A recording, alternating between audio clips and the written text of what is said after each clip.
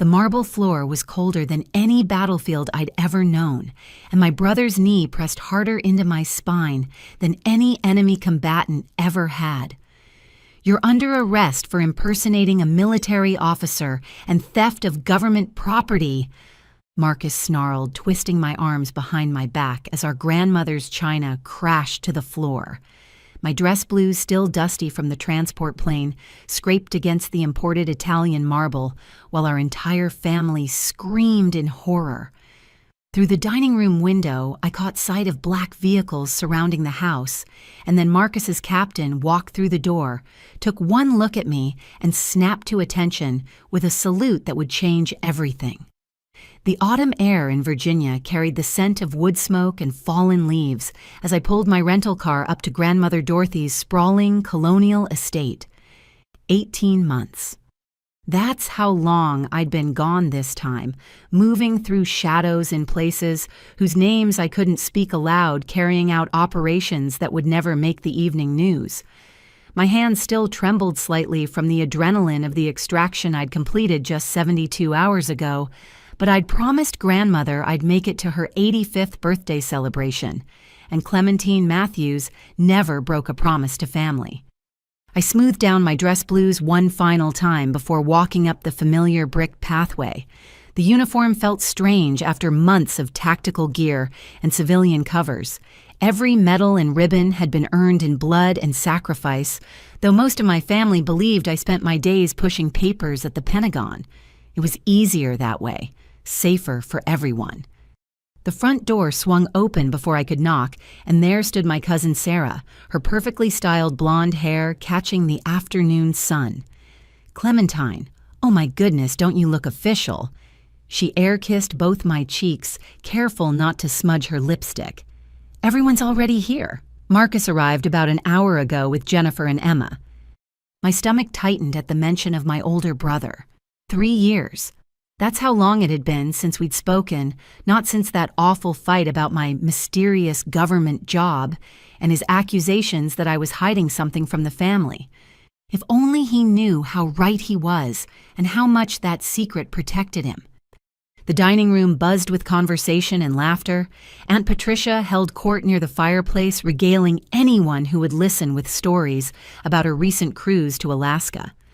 Uncle Robert and my father sat in the corner deep in discussion about the stock market, and there, standing by the window with a glass of whiskey in his hand, was Marcus. He'd aged in our time apart. Gray peppered his dark hair now, and lines creased his forehead. His detective's shield caught the light as he turned and our eyes met across the room. No smile, no wave, just that cold, analytical stare I'd seen him use on suspects. "Clementine's here." Grandmother Dorothy's voice rang out as she emerged from the kitchen, her silver hair pinned up elegantly. My brave girl, finally home. I embraced her, carefully breathing in her familiar perfume. "I'm sorry, I've been away so long, Grandma." "Nonsense. You're serving your country. Your grandfather would be so proud." She patted my cheek before turning to address the room. "Everyone, please, let's sit down to dinner." The table stretched nearly the length of the room, set with Grandmother's finest china and crystal. I found my place card between Cousin Sarah and my 12-year-old niece, Emma, who stared at my uniform with wide eyes. "Aunt Clem, are those real medals?" Emma whispered as the first course was served. "They are, sweetheart. What did you do to earn them?" Before I could craft an appropriate response, Marcus's voice cut through the chatter. "Yes, Clementine.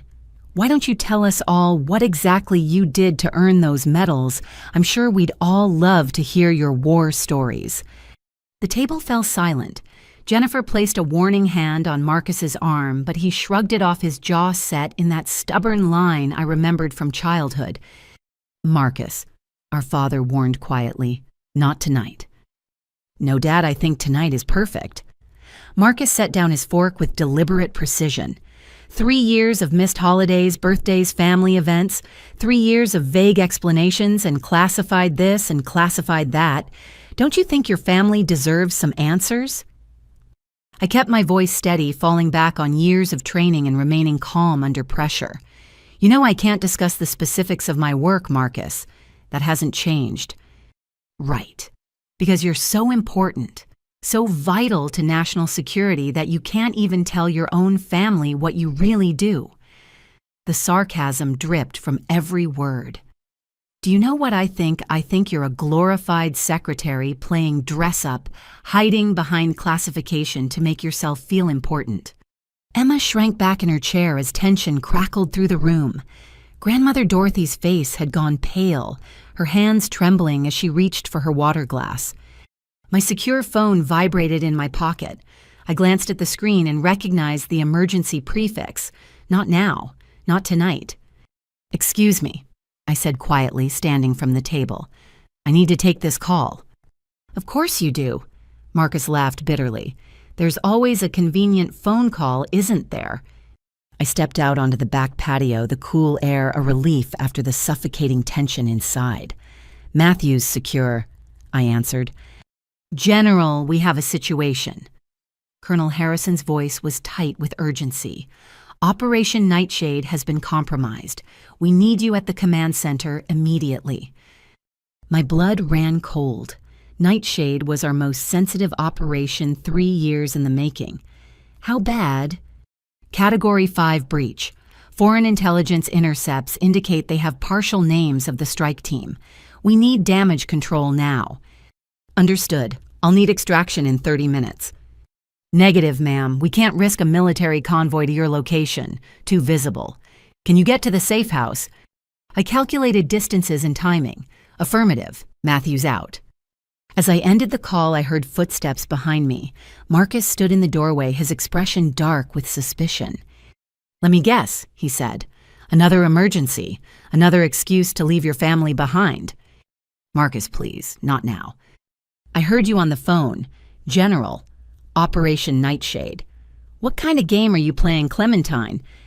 I tried to move past him, but he blocked my path. "Get out of my way, Marcus. I don't have time for this." "Make time."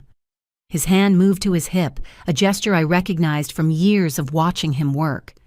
"You know what I've been doing these past few months, using my resources to look into my mysterious sister. And you know what I found. Nothing. No record of a General Matthews in any military database I can access. No Operation Nightshade. No classified units matching your supposed credentials." My mind raced through options. I couldn't tell him the truth. That my unit existed so far in the shadows that most 4-star generals didn't know we were real. That the databases he could access wouldn't show anything because we were ghosts by design. "Marcus, you need to stop digging for your own safety and—" "My safety." He laughed harshly. "Is that a threat?" "It's a warning. There are things you don't understand. Things that only the great Clementine Matthews can handle. You always were arrogant, even as a kid. But this is a new low, stolen valor. Clem, do you have any idea what that means?" Through the glass doors, I could see the family watching us. Emma had her phone out, probably texting friends about the family drama. If only she knew that in a few minutes this drama would seem like nothing compared to what was coming. "I need to leave," I said firmly. "We can discuss this later." "No." Marcus pulled out his detective's shield. "We're going to discuss this now. I've been building a case, Clementine. Fraud impersonation of a federal officer, possible theft of government property. Those uniforms, those medals, if they're not legitimately yours, you're looking at serious federal charges." "Marcus, you have no idea what you're interfering with." "Then explain it to me." His voice rose to a shout. "For once in your life, stop hiding behind your secrets and tell me the truth." The secure phone buzzed again. 3 pulses, emergency escalation. I had to move now.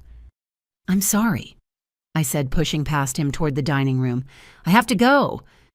But Marcus was faster, his years of police training evident as he grabbed my wrist. "You're not going anywhere until we sort this out." And that's when everything went to hell. "Everyone, I need your attention." Marcus's voice boomed through the dining room as he maintained his grip on my wrist, pulling me back inside. The family members froze, mid-bite forks suspended in air as the scene unfolded before them. "I'm sorry to do this here tonight, but I can't stay silent any longer." Jennifer stood up, her face flushed with embarrassment. "Marcus, please. This is your grandmother's birthday." "Sit down, Jen." His tone brooked no argument, and she slowly sank back into her chair. "What I'm about to share affects everyone in this room." He released my wrist but positioned himself between me and the door. With his free hand, he pulled out a thick manila folder from inside his jacket. He'd come prepared for this moment. My heart sank as I recognized the tactical precision of his ambush. He'd chosen tonight deliberately knowing I couldn't easily escape a room full of family. For the past 6 months, Marcus began his detective's courtroom voice filling the space. "I've been conducting an investigation into our sister's alleged military service." He opened the folder, spreading photographs across the white tablecloth between the crystal glasses and china plates. "What I found should concern every person at this table." Grandmother Dorothy's hand flew to her chest. "Marcus, what is the meaning of this?" "The meaning, Grandma, is that Clementine has been lying to all of us, possibly for years." He pointed to the first photograph, a grainy surveillance image of me entering a nondescript building in downtown Washington. "This is your granddaughter entering a facility that, according to all government records, doesn't exist. The address is registered to a textile import company that hasn't operated since 1993. Sarah leaned forward, her law degree suddenly relevant. "Marcus, how did you obtain these photographs? This looks like surveillance footage." "I have sources," he said curtly. "Fellow law enforcement who were as concerned as I was when red flags started appearing." My secure phone buzzed insistently. Every second I stayed here increased the risk to my team, but leaving now would only confirm Marcus's suspicions in the family's eyes. I remained silent, knowing that anything I said could compromise operational security. Marcus spread out more photographs. There I was at Fort Bragg at a NATO facility in Brussels, boarding an unmarked military aircraft. Each image was date-stamped, building his case methodically. Now here's where it gets interesting. He continued pulling out financial documents. Bank records show regular deposits into Clementine's account, large sums always just under the federal reporting limit. The timing corresponds with her mysterious deployments. Uncle Robert, ever the accountant, adjusted his glasses to examine the papers. These amounts, they're substantial, far more than a military salary even for a general. Exactly, Marcus nodded grimly, which raises the question, where is this money really coming from? My father finally spoke, his voice quiet but firm. "Son, you're walking down a dangerous path here." "Am I, Dad?" Marcus turned on him. "Or are you complicit in this? You were military. You have connections. Have you been helping her maintain this charade, saying, ja, selling tantin Marcus?" My mother's sharp voice cut through the room. "How dare you accuse your father?" "How dare I?" Marcus laughed bitterly. "How dare she?" He pointed at me. "Do you have any idea what stolen valor means to real veterans, to people who actually served?" My father stood slowly, his aged hands gripping the table. Despite being in his 70s, Thomas Matthews still carried himself like the soldier he'd once been. "I've examined your sister's ribbons and medals myself. Some I recognize. Others—" He paused, choosing his words carefully. "Others are unfamiliar to me, but that doesn't mean they're fraudulent." "Doesn't it?" Marcus pulled out another document. "This is a comprehensive list of all military decorations currently authorized by the Department of Defense. Half of what she's wearing doesn't appear on this list." Cousin Sarah, ever the lawyer, interjected. "Marcus' absence of public documentation doesn't necessarily indicate fraud. There could be classifications involved that—" "Classifications!" Marcus spat the word like it tasted bitter. "The universal excuse. Everything's classified. Everything's need to know. Well, I think her family needs to know if she's committing federal crimes." Emma's eyes were wide as saucers, her phone forgotten in her lap.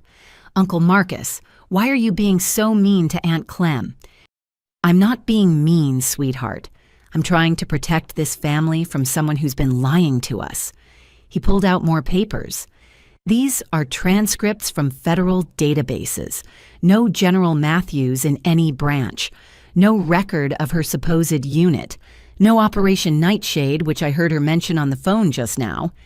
The room erupted in whispers and gasps. Aunt Patricia, always one for drama, clutched her pearl necklace. "Clementine, dear, surely you can explain this." I met her eyes steadily. "I cannot discuss my work, I'm sorry." "Cannot or will not," Marcus pressed, "because there's a significant legal distinction." Sarah stood up, her courtroom instincts kicking in.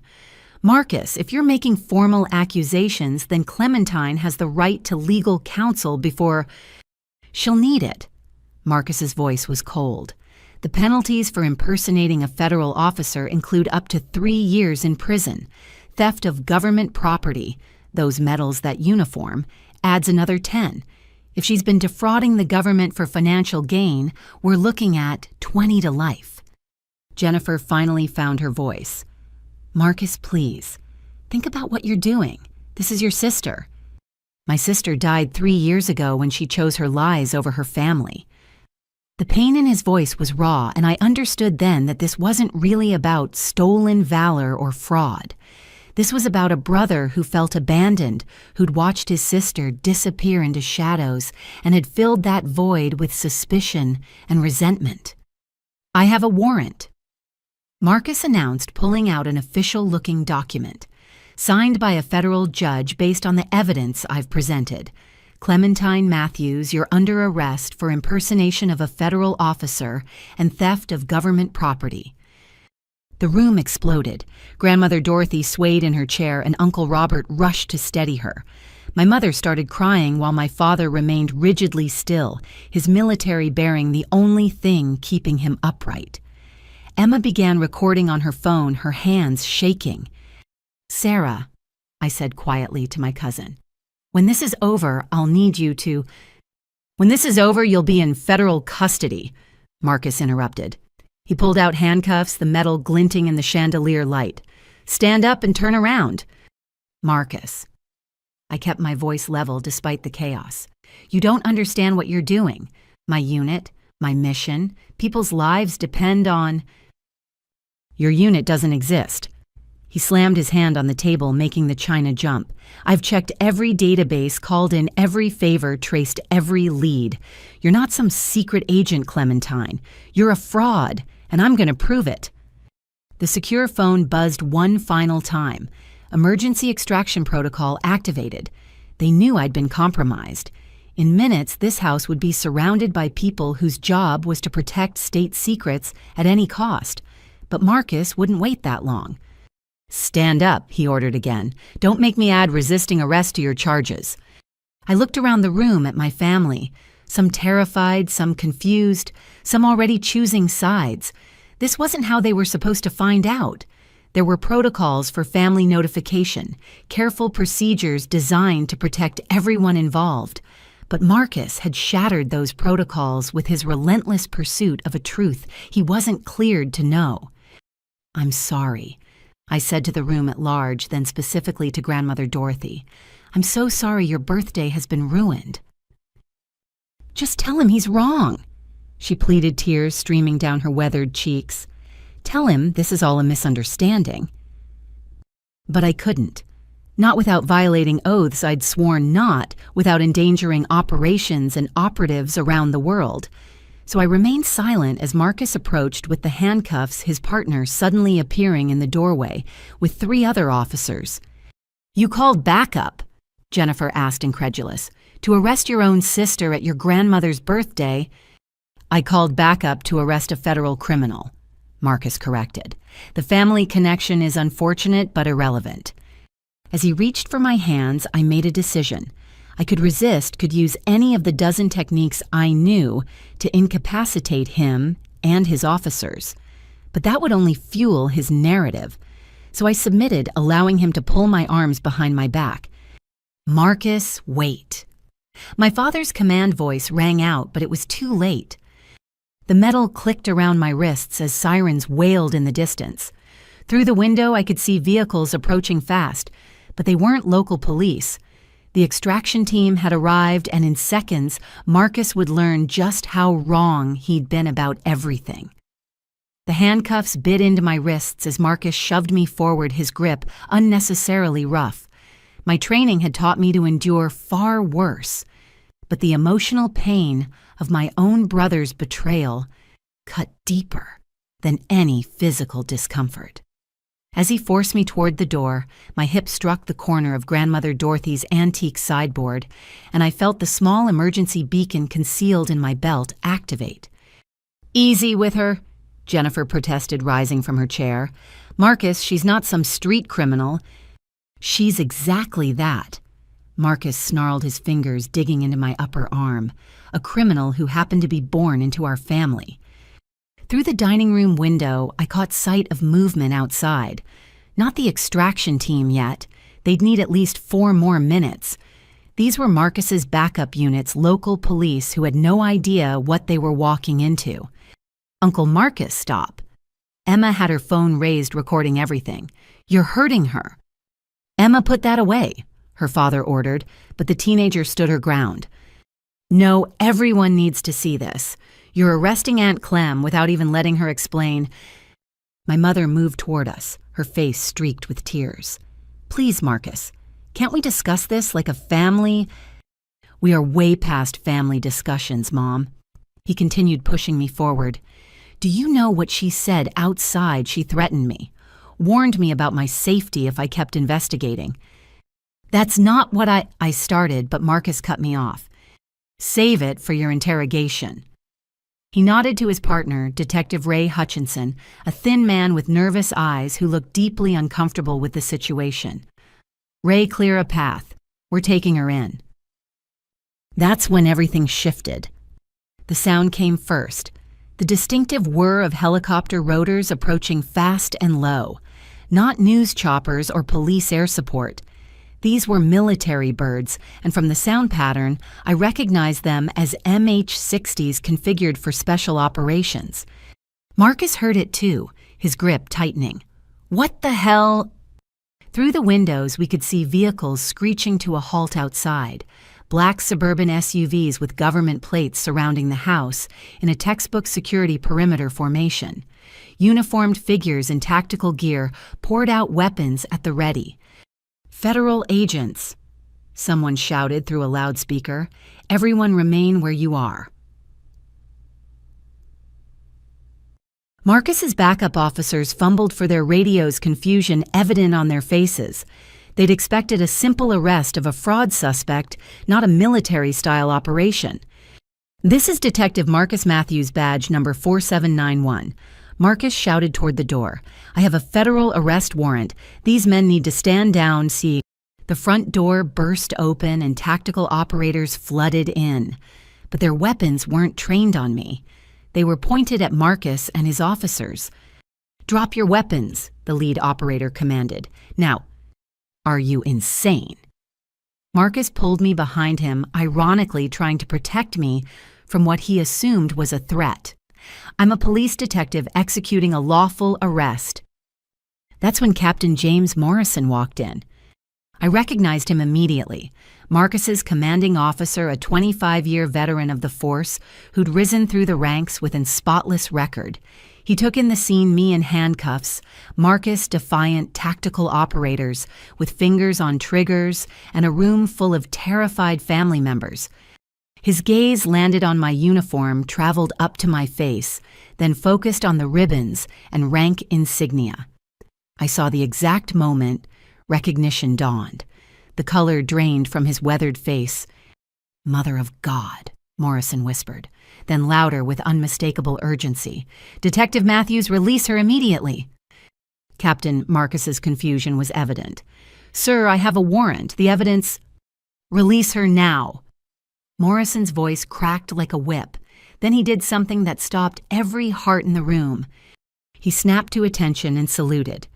Not the casual gesture of a police captain acknowledging a military officer, but the rigid, perfect salute of someone who just recognized a superior officer of significant rank. "General Matthews," he said formally, "I apologize for this misunderstanding. We weren't informed you were in the area." The room went utterly silent.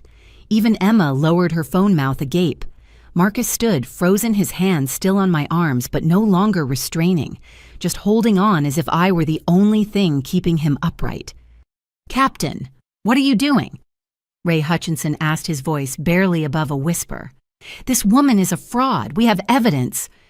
"The only evidence you have," Morrison said sharply, "is proof that you've been investigating someone so far above your clearance level that we'll be lucky if we only lose our badges." "Sir, I don't understand." Marcus's voice had lost all its earlier confidence. "There's no General Matthews in any military database. I checked." "You checked databases you had access to," Morrison interrupted. "Jesus Christ, Matthews, didn't it occur to you that someone might exist above your clearance level?" A new figure entered the room.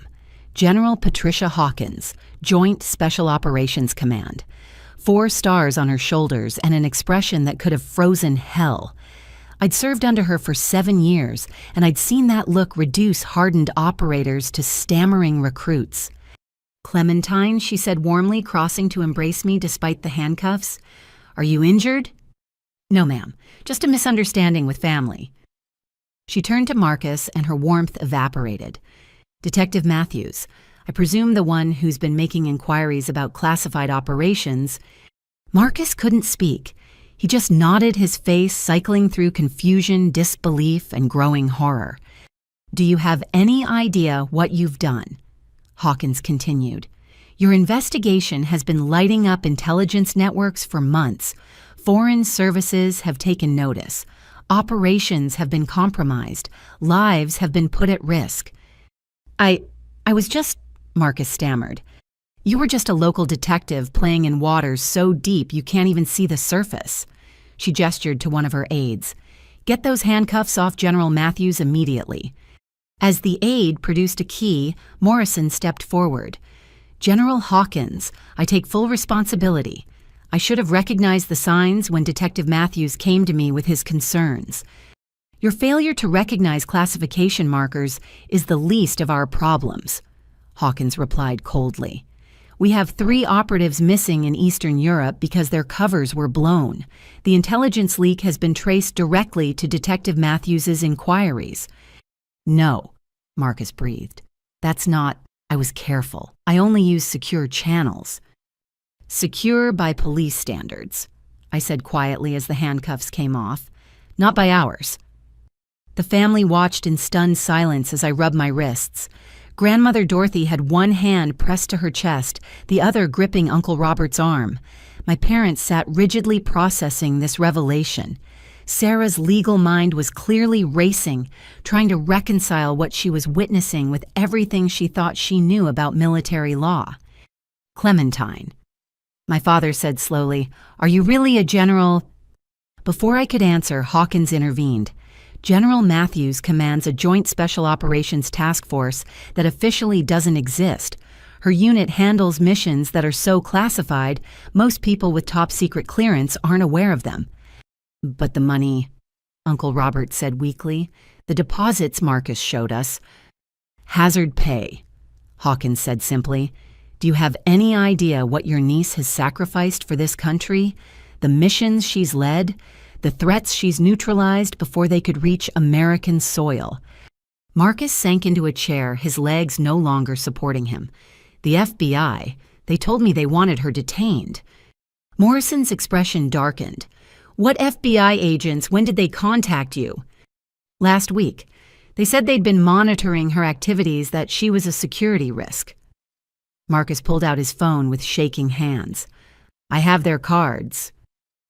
Hawkins snatched the phone, examined the screen, then showed it to one of her intelligence officers.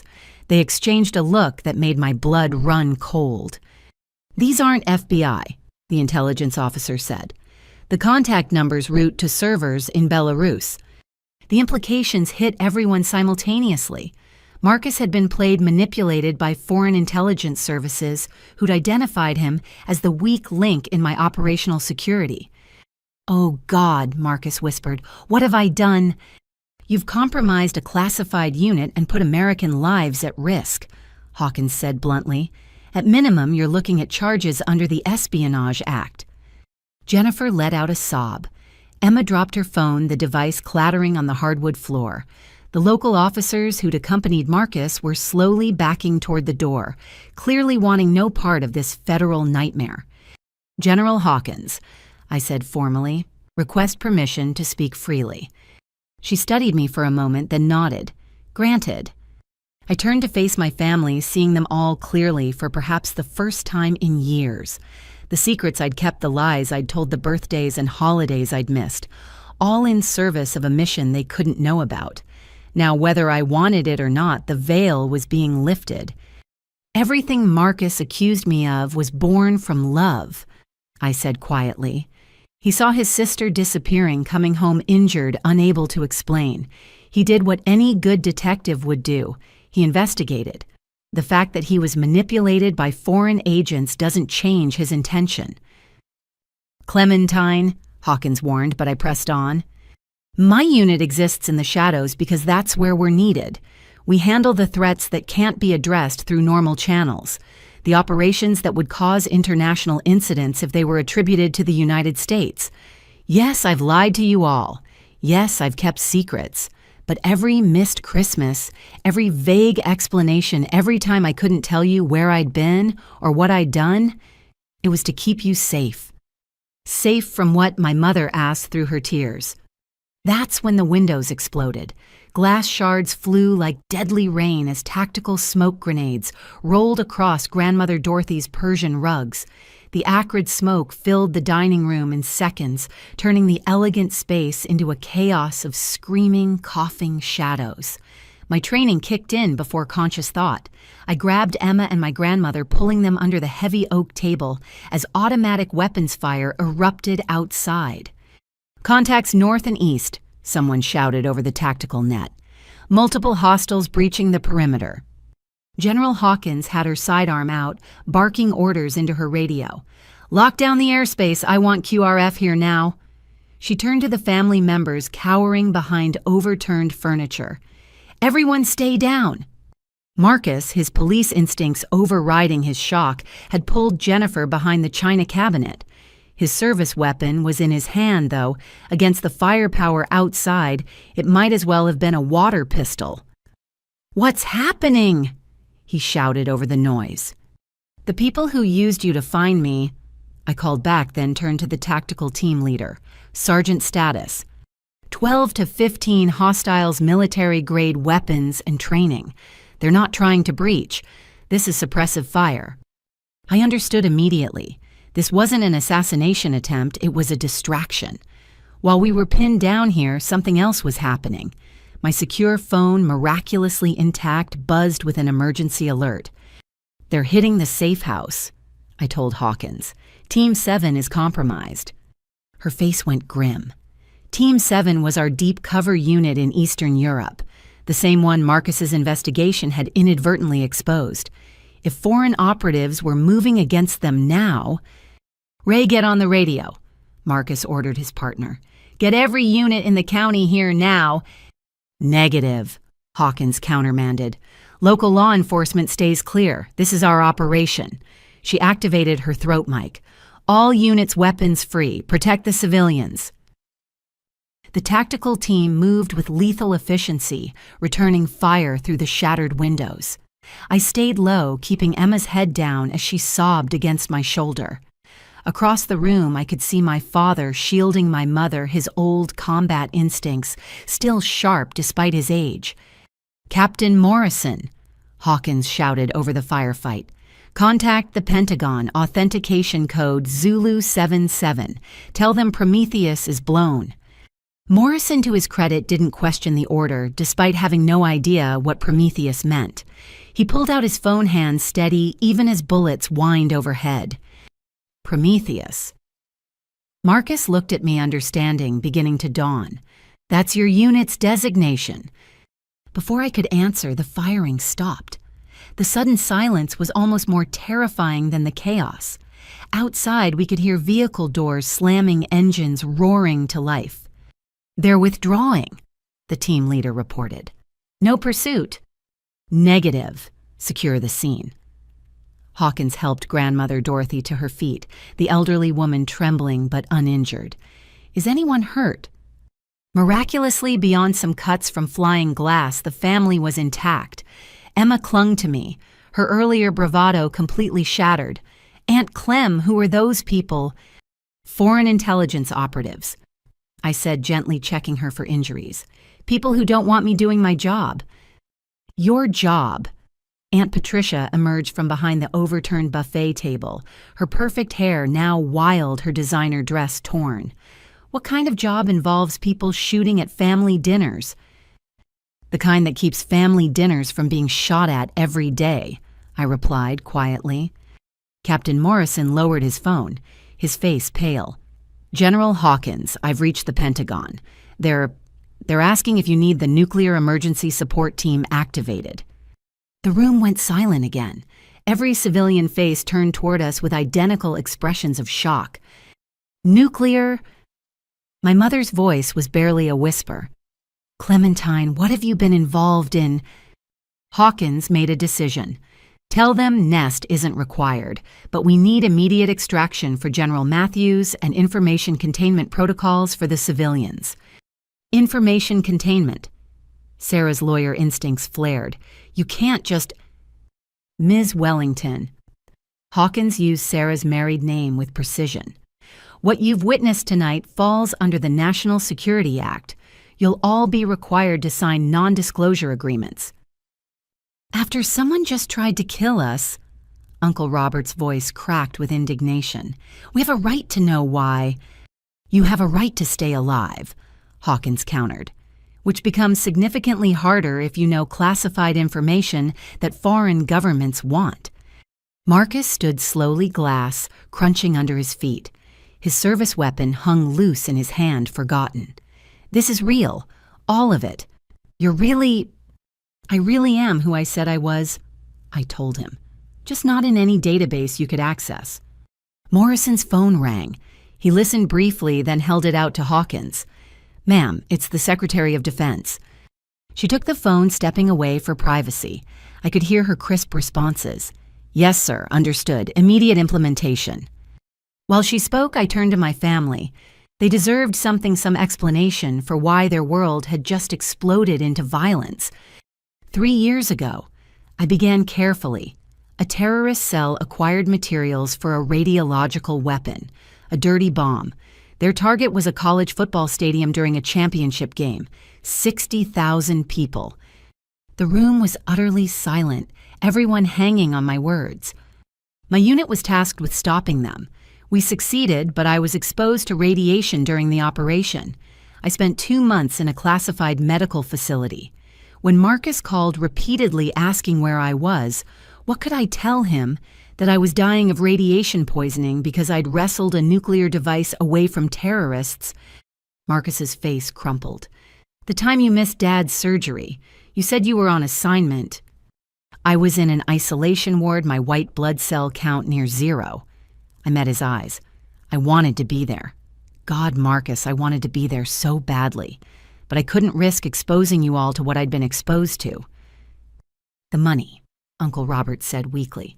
"Those deposits, hazard pay, death benefits paid out while I was still alive because they didn't think I'd survive." I laughed bitterly. "I used them to pay off Mom and Dad's mortgage fund, Emma's college account, keep Grandmother's house out of foreclosure when the market crashed." "You saved us."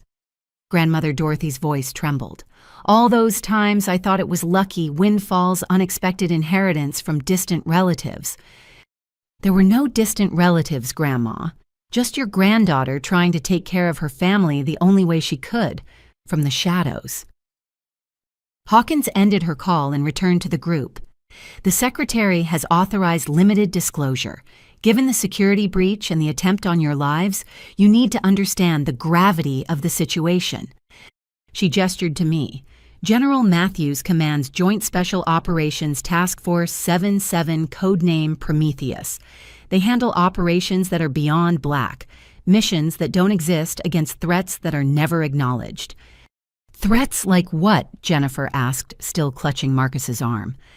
Weapons of mass destruction in terrorist hands, assassination plots against world leaders, biological weapons programs, cyber attacks that could cripple infrastructure. Hawkins's tone was matter of fact. The kind of threats that, if they succeeded, would change the world overnight. And my daughter faces these. My mother looked at me with new eyes. Alone. Not alone, I corrected. With the finest operators in the world, men and women who've sworn the same oaths I have, who've made the same sacrifices. Sacrifices, Marcus repeated hollowly. I called you a fraud, a fake. I had you arrested in front of our grandmother. His voice broke. I nearly got you killed because I couldn't accept that my little sister had become something beyond my understanding. You couldn't have known, I said gently. That was the point. If my own brother, a trained detective, could look at me and see nothing but a paper pusher playing soldier, then my cover was working.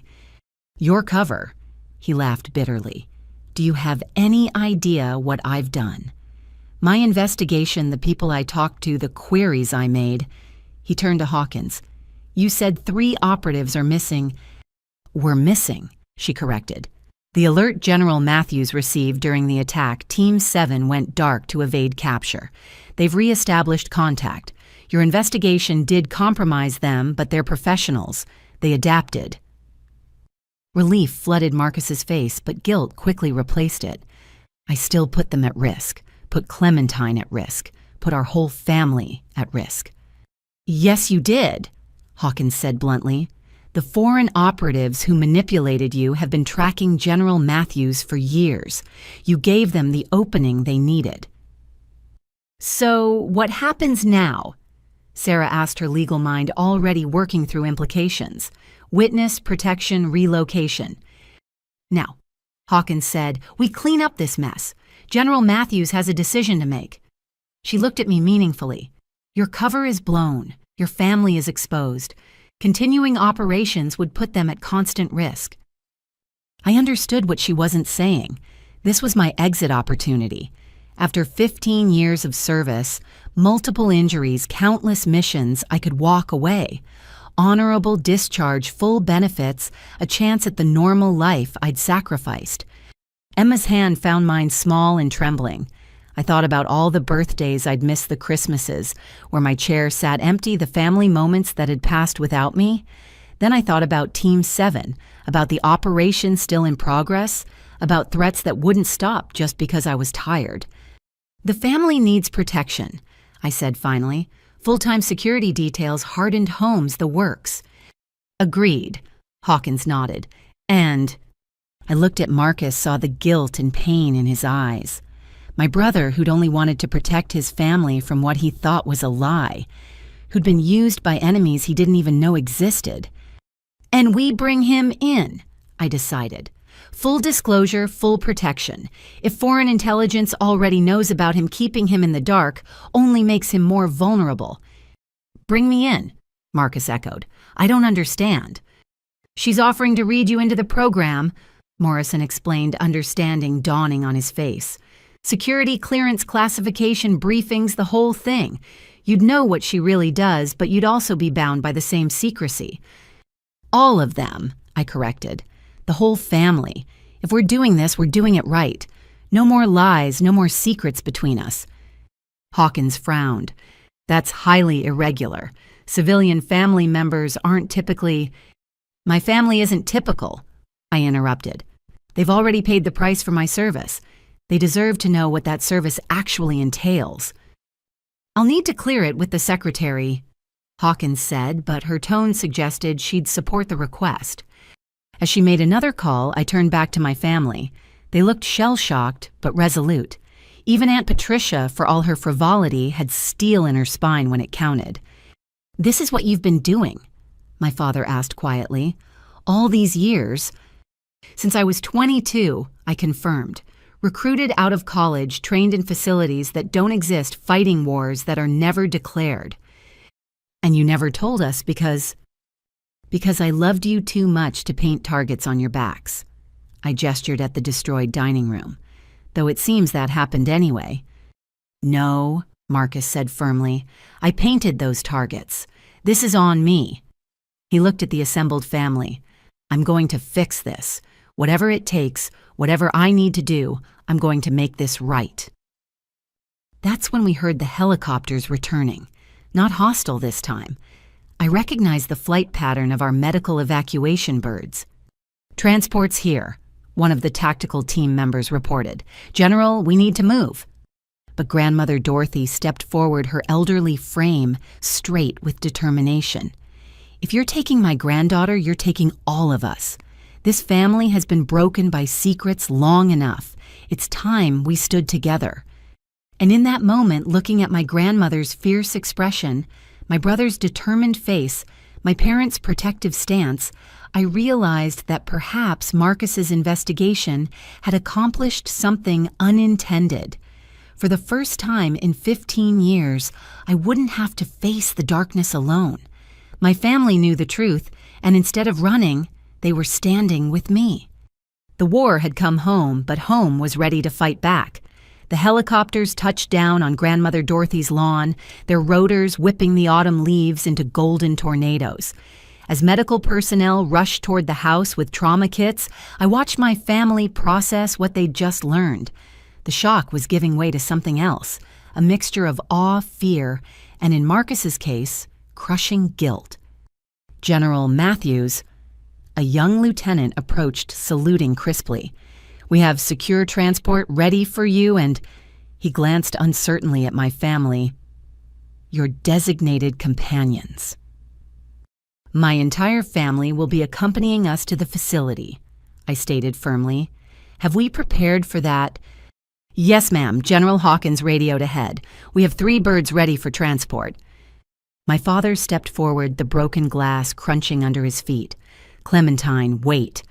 His voice carried the authority of a man who'd commanded soldiers long before I was born. Before we go anywhere, I need to tell them something. The activity around us seemed to pause. Even the tactical teams securing the perimeter sensed something significant was about to happen. My father, Thomas Matthews, Vietnam veteran and retired colonel, had never been one for dramatic revelations. But the way he stood now, shoulders squared despite his 74 years, told me everything was about to change again. Thomas. My mother touched his arm. What are you talking about? He looked at me, and in his eyes I saw an apology 15 years in the making. I've known about Clementine's real position for the past 5 years. The silence that followed was deafening. Marcus turned slowly, his face a mask of disbelief. You... What? 5 years ago, I received a visit. My father continued. 2 men in suits, credentials I'd never seen before.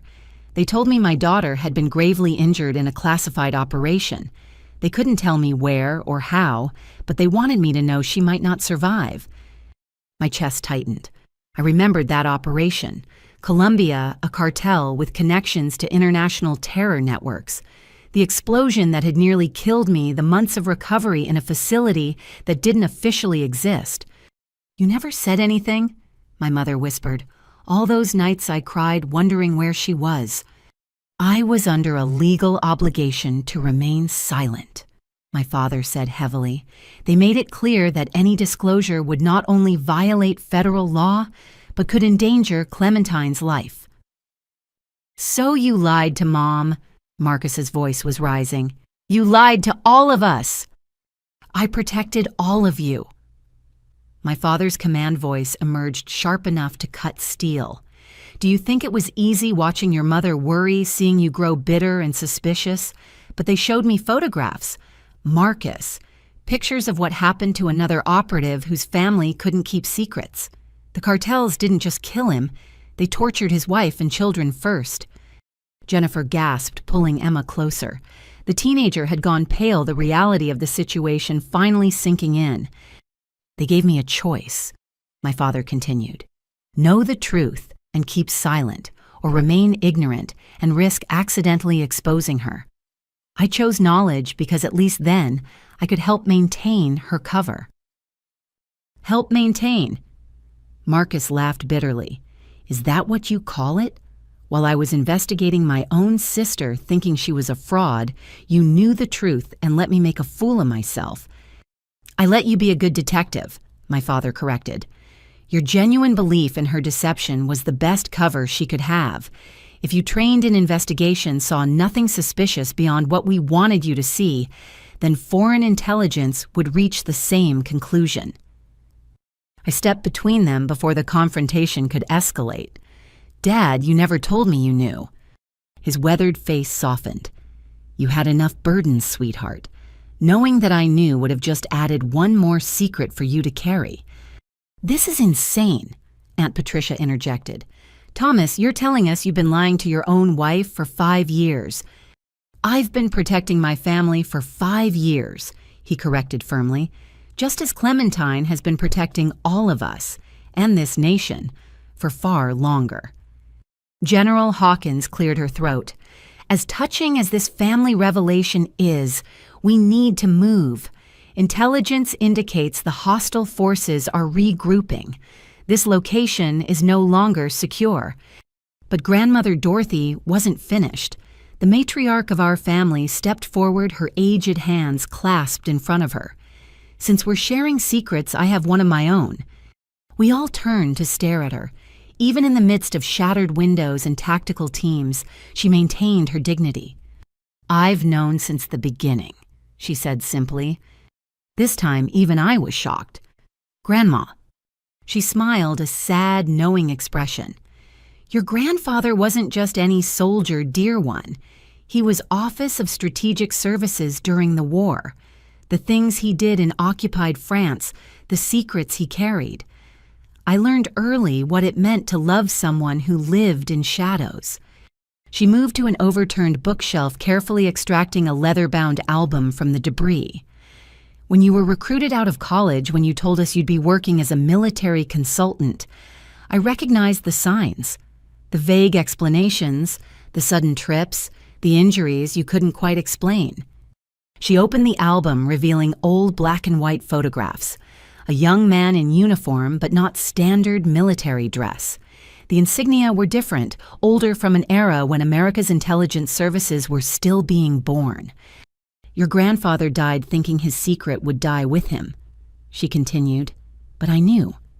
Just as I knew when I saw the same look in your eyes, the weight of carrying necessary secrets, of doing dark things for good reasons. You never said anything, I managed through a tight throat. What could I say? I know you're lying about your job just like your grandfather lied about his. She shook her head. I did what I'd learned to do. I supported you from afar, prayed for your safety, and trusted that you were serving a greater purpose. Jesus! Marcus slumped against the wall. Does anyone in this family tell the truth? We tell the truth that keeps people alive, my father said firmly. That's what service means, son. Sometimes the greatest act of love is maintaining a lie. Emma, who'd been silent through all of this, suddenly spoke up. So everyone knew except us, except me and Mom and Uncle Marcus. Not everyone, Sarah interjected. I had no idea, though now some things make more sense. She looked at me. That case I consulted you on 3 years ago, the international custody dispute. You knew things about the father's background that weren't in any database I could access. I nodded. He was a former asset who'd gone rogue. I couldn't tell you, but I could point you in the right direction. This is what we are, Jennifer asked, her voice shaking. A family of spies and lies. We're a family of patriots, Grandmother Dorothy corrected firmly. 4 generations of Matthews have served this country, some in uniform, some in shadows. The methods change, but the commitment remains. General Hawkins stepped forward again. This is all fascinating family history, but we really do need to move. General Matthews, the secretary, is waiting for our arrival. The Secretary of Defense wants to meet us. Uncle Robert looked faint. Among others, Hawkins said cryptically. As we prepared to board the helicopters, Marcus caught my arm. Clem, I don't even know where to start. Start with forgiving yourself, I told him. You did exactly what you should have done given the information you had. A good detective investigates anomalies. You couldn't have known you were being manipulated by professionals who've been doing this longer than you've been alive. I could have trusted you, he said brokenly. I could have believed there was a good reason for the secrets. Trust without verification isn't trust. It's blind faith. And blind faith gets people killed in my world. I squeezed his shoulder. Your investigation may have exposed me, but it also revealed a foreign intelligence operation on American soil. You did your job, Marcus. Now let me do mine. As we loaded into the helicopters, I took one last look at Grandmother Dorothy's house. The elegant colonial with its shattered windows and bullet-scarred walls looked like a metaphor for our family, damaged by secrets and violence, but still standing. Ma'am. The pilot was waiting. I helped my grandmother into the aircraft, then my mother, ensuring everyone was secured. As the helicopter lifted off, I saw the full extent of the damage below. Tactical vehicles surrounded the property, investigators were already processing the scene, and somewhere in that organized chaos was evidence that would lead us to whoever had orchestrated this attack. Where exactly are we going? Sarah asked over the rotor noise. First to a secure facility for medical evaluation and debriefing, I replied. Then, that depends on what the secretary decides. Decides about what? Marcus asked. About whether a burned operative with a compromised family can still serve her country, I said honestly, and whether that family is willing to pay the price for that service. Through the window, I watched the Virginia countryside pass below. Somewhere out there, enemies were regrouping, planning their next move. 3 members of Team 7 were still in hostile territory, their safety dependent on decisions made in the next few hours. The weight of command settled on my shoulders again, familiar but heavier now that my family would share it. My father reached across the cabin and took my hand. Whatever happens next, we face it together. No more secrets between us. No more secrets. I agreed, though I knew that wasn't entirely true. There were things about my service that could never be shared, operations that would remain classified long after we were all gone. But the fundamental truth, who I was, what I did, why I did it, that could finally be known by the people who mattered most. As the helicopter banked toward Washington, I allowed myself a moment of vulnerability. For 15 years, I'd carried the weight alone. Now, for better or worse, my family would help me carry it. The question was whether they were strong enough for the burden. Looking at their faces, Marcus's determination, my parents' resolve, Emma's brave curiosity, Grandmother Dorothy's steel-spined acceptance, I thought maybe they were. The war had indeed come home, but the Matthews family had been fighting wars for generations. We just hadn't all been fighting them together. The secure facility was unlike anything my family had imagined. Hidden beneath an unremarkable office building in suburban Maryland, the underground complex stretched for acres. As we descended in a freight elevator that required 3 separate authentication protocols, I watched their faces reflect the growing understanding of the world I inhabited. "This is like something out of a movie," Emma whispered, her eyes wide as blast doors sealed behind us. "Movies get it wrong," I replied. "Real security is boring, redundant, methodical. It's not about impressive technology. It's about layers of protection that assume every other layer will fail." We emerged into a reception area that could have belonged to any corporate headquarters except for the armed guards and biometric scanners. General Hawkins led us through another series of checkpoints until we reached a conference room with no windows and walls that I knew were lined with copper mesh to prevent electronic surveillance. "Please sit." Hawkins gestured to the chairs arranged around a polished table. "Coffee will be brought shortly. We have approximately 30 minutes before the Joint Chiefs arrive." The Joint Chiefs. My mother's voice rose an octave, as in the military commanders of the entire country. 3 of them, yes, along with representatives from the CIA, NSA, and FBI. Hawkins' expression was grim. Detective Matthews' investigation has created what we call a cascade event. We need to determine how far the damage has spread. Marcus flinched at the mention of his name. I want to help fix this. Tell me what you need. What we need, a new voice said from the doorway, is to understand exactly how foreign intelligence manipulated one of New York's finest detectives. FBI Special Agent Diana Foster entered, followed by 2 analysts carrying tablets and portable drives. She was tall, mid-40s, with the kind of sharp features that suggested she missed nothing. Her gaze settled on Marcus with laser intensity. Detective Matthews, I'm going to need you to walk me through every contact, every source, every piece of information you gathered during your investigation. Of course. Marcus straightened in his chair. Where do you want me to start? The beginning. When did you first become suspicious of your sister's activities? Marcus glanced at me apologetically. 3 years ago, after Dad's surgery.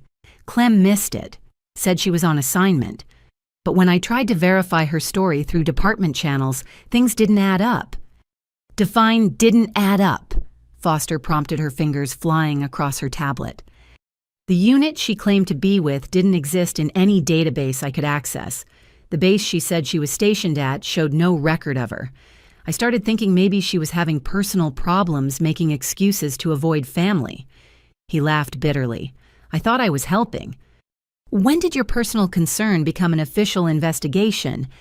About 6 months ago.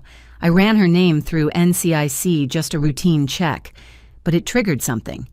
Within an hour, I had a call from someone claiming to be FBI saying they were already investigating her for potential fraud. Foster's expression sharpened. Did you verify their credentials? Of course. Badge numbers, callback numbers to the field office. It all checked out. Marcus pulled out a worn notebook. Agent Michael Harrison and Agent Sarah Chen. They said they'd been monitoring suspicious financial activity linked to military impersonation schemes. I need those badge numbers, Foster said urgently. One of her analysts immediately began typing. After a moment, he shook his head. No Agent Harrison or Chen in any FBI database. The badge numbers are from agents who retired over a decade ago. That's impossible, Marcus insisted. I called the field office directly. I spoke to supervisors. You called the numbers they gave you, Foster corrected, which routed to a very sophisticated voice-over IP system hosted on servers in Eastern Europe. You weren't talking to the FBI detective. You were talking to foreign intelligence officers who'd done their homework. The color drained from Marcus's face. Jennifer reached for his hand as the implications sank in. They played me from the beginning, he said quietly. They identified you as a vulnerability, Foster confirmed. A trained investigator with access to law enforcement databases and a personal connection to a high-value target.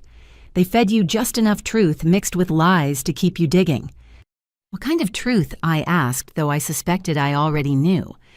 Foster pulled up a classified file on her tablet.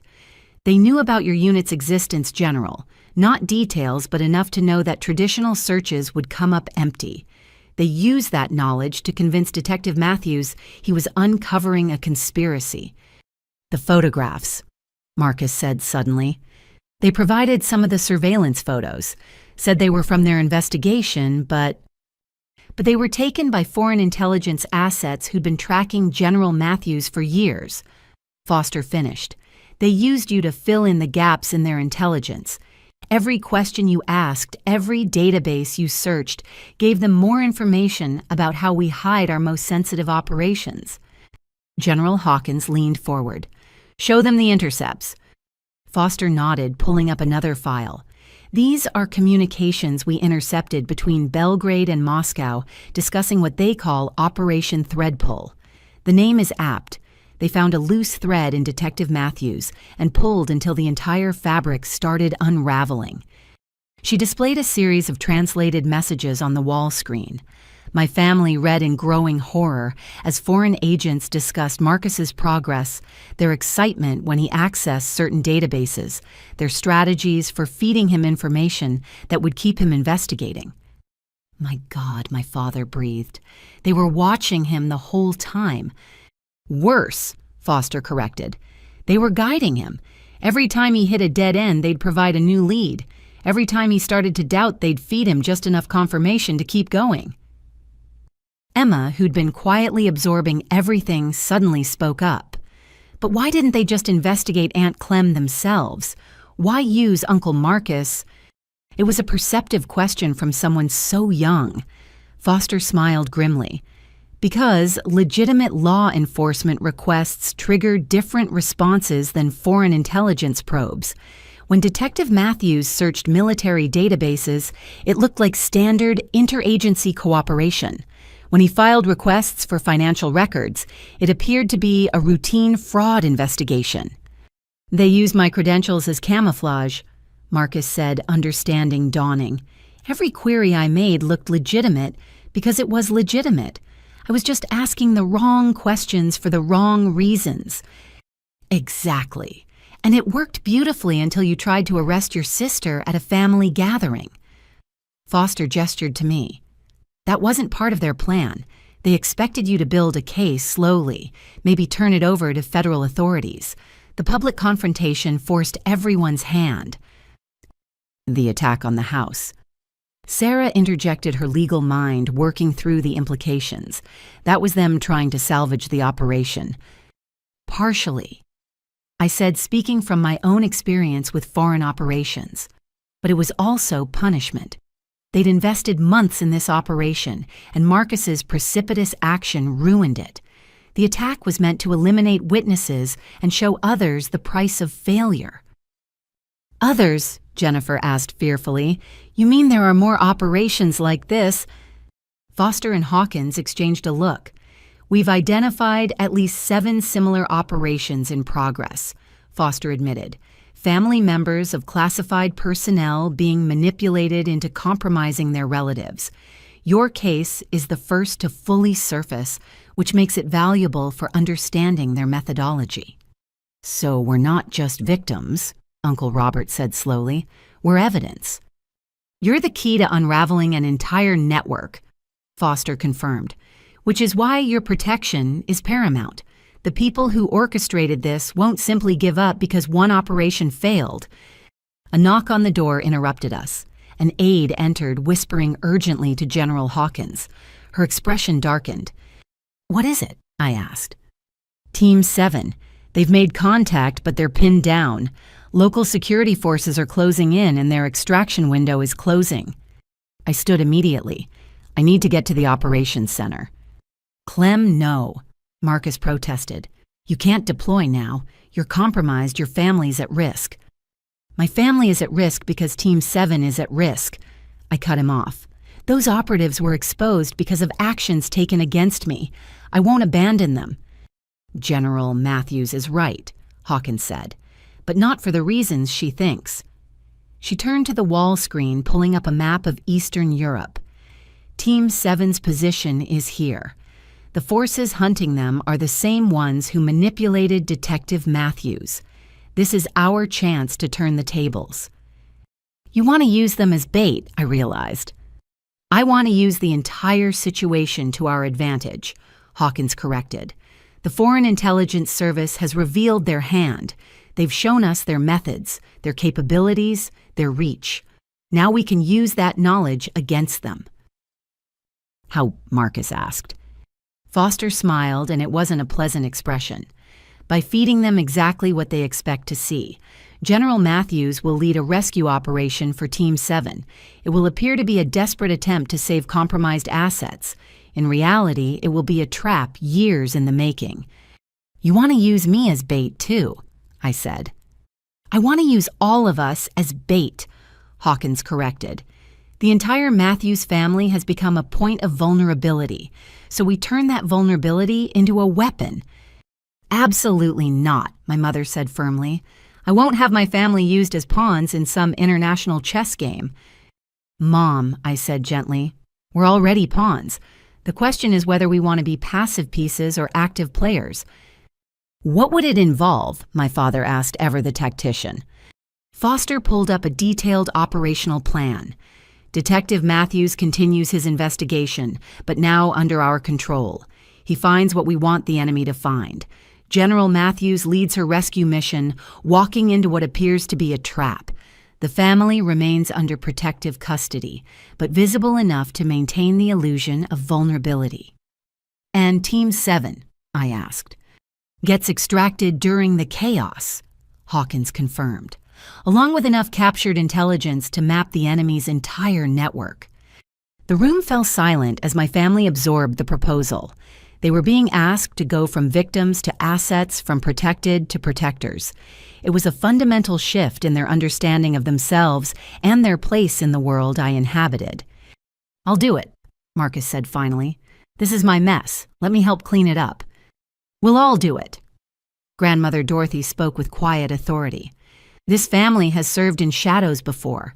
We can do it again." One by one, the others nodded agreement. Even Emma, young as she was, straightened her shoulders with determination. "Then God help us all," Foster muttered, "because we're about to play a very dangerous game with very dangerous people." As plans began to form and roles were assigned, I caught Marcus's eye. My brother, who'd tried to destroy me out of misguided love, was now preparing to risk everything to save me. The irony wasn't lost on either of us. "Together?" he asked quietly. Together, I confirmed. The war had come home, but home was preparing to strike back. And this time, we wouldn't be fighting alone. The operations center hummed with controlled chaos. Multiple screens displayed real-time intelligence feeds, satellite imagery, and communication intercepts. I stood at the central command station watching Team 7's position update every few seconds. They were running out of time and options. "Hostiles closing from 3 directions," the tactical officer reported. "Estimate 7 minutes until contact." I studied the terrain maps looking for options everyone else had missed. That's when Marcus appeared at my shoulder, his face drawn with exhaustion and determination. "Clem, I need to tell you something," he said urgently. "Before you deploy, before any of this goes further. There's more to why they targeted me." I turned to face him, noting the tremor in his hands. "What do you mean?" 6 months ago, I was investigating a money laundering operation, complex network international connections. I thought it was just standard organized crime, but... He pulled out a flash drive. I found connections to terrorist financing, specifically a cell that had made threats against law enforcement families. My blood ran cold. "Marcus, tell me you reported this." I did, to the FBI. The real FBI this time. I verified independently. He handed me the drive, but I also kept digging on my own. I think that's when they noticed me, when I became a threat worth neutralizing. General Hawkins took the drive, immediately passing it to Foster's analysts. Within moments, data began populating our screens. Financial transfers, coded communications personnel files. Marcus had uncovered a significant operation. "This is extensive," Foster breathed. "Detective Matthews, do you understand what you found?" "I thought I did," Marcus replied. "But now?" "Clem, 3 weeks before I started investigating you, I received a threat. Anonymous message saying my family would pay for my interference. I thought it was standard intimidation." "You never told me," Jennifer said from behind us. She'd been brought to the operations center with the rest of the family for security reasons. "Marcus, you never said we were in danger." "I didn't want to worry you. I increased security, varied our routes, took precautions." He looked at me with haunted eyes. "But when the fake FBI agents approached me about you, they knew about the threats. Said investigating you was a way to protect our family, that you might be connected to the people threatening us." The pieces clicked into place with sickening clarity. They turned your protective instincts against us, made you think investigating me would keep your family safe. "It gets worse," Marcus continued. 3 days ago, I found something in the evidence. An intercept mentioning Operation Prometheus and a plan to eliminate the unit's commander. I thought it meant you were in danger from your own people. That's why I moved so fast with the arrest. I thought I was saving you." "You were," I said quietly. "Just not from the threat you imagined." On the main screen, Team 7's position updated again. They'd found temporary cover in an abandoned industrial complex, but enemy forces were converging. We had minutes to act. "General Matthews," Hawkins said formally, "in light of this intelligence, I'm modifying your operational parameters. This isn't just a rescue mission anymore. This is a counter-strike." She pulled up a new tactical display. "The cell your brother uncovered. They're the same group that's hunting Team 7. The terrorist financing the threats against law enforcement, the operation against you. It's all connected. One organization with multiple tentacles." "How deep does this go?" my father asked. He'd been quietly absorbing information, but I could see his military mind working through implications. "Deep enough that we've been tracking them for 3 years without fully understanding their structure," Foster admitted. "Until now. Detective Matthews' investigation, combined with the intelligence from their operation against him, has given us the roadmap we needed." Emma raised her hand tentatively like she was in school. I might have something useful, too." Everyone turned to look at the teenager. She pulled out her phone with shaking hands. "When Uncle Marcus arrested Aunt Clem, I was recording, but I kept recording after even during the attack." She swiped through her phone. "I caught something weird. One of the attackers was speaking English but with specific phrases, military stuff. I thought it sounded familiar." She played the audio. Through the gunfire and chaos, a voice could be heard giving orders. My blood froze as I recognized not just the language, but the specific terminology. "That's American military protocol," I said. "Special Operations Communication Standards." "Not just any special operations," my father added grimly. "That's Delta Force terminology from the early 2000s. I remember it from joint operations in Afghanistan." Foster's team immediately began analyzing the audio. Voice print analysis coming up. "Got it. Samuel Morrison, former Delta operator discharged in 2005 for misconduct, suspected of selling services to highest bidder since 2008. "He knows our tactics," I said. "Our procedures, our weaknesses. That's how they've stayed ahead of us." "And now he's hunting Team 7 with that knowledge," Hawkins added. "But he doesn't know we know. That's our advantage." A urgent alert flashed on the screens. Team 7's commander, Lieutenant Colonel Rachel Stone, appeared via encrypted satellite link. Behind her, we could see her team preparing defensive positions. "Prometheus." "Actual, this is 7-1, she reported. "We have enemy forces on 3 sides, estimate battalion strength. We've identified at least 1 American-trained operator among them. Request immediate extraction or support." 7-1, this is Prometheus Actual, I responded. "Understand your situation. Are you aware of Silver Bear's presence?" Silver Bear was Morrison's designation in our databases. Stone's eyes widened slightly. "Confirm Silver Bear. That explains their tactics. Ma'am, we can't hold this position against someone who knows our playbook." "You won't have to me," I decided. 7-1, prepare for emergency protocol Thunderstrike. Authentication Zulu 99. "Thunderstrike?" Hawkins questioned. "That's not in the operational plan." "It is now," I said firmly. Then to my family, "I need you all to understand something. What I'm about to do breaks every rule of engagement we have, but those rules assume our enemies don't know our tactics. Morrison's presence changes everything." "What's Thunderstrike?" Marcus asked. "It's a theoretical protocol," my father answered, surprising me. "Developed after Vietnam for situations where enemy forces had inside knowledge of American tactics.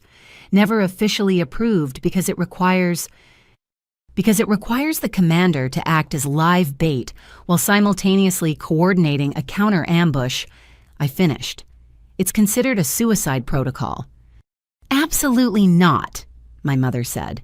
"Clementine, there has to be another way." "There is," I admitted. "We could let Team 7 fight their way out.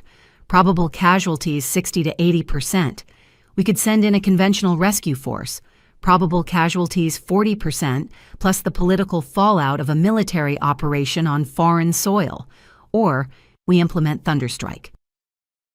What are the casualties for Thunderstrike? Jennifer asked quietly. I met her eyes. For Team 7-0, if executed correctly. For the commanding officer implementing it. Survival rate in simulations is approximately 15%. 15%, Marcus repeated. Clem, those aren't odds. That's a death sentence. No, I corrected.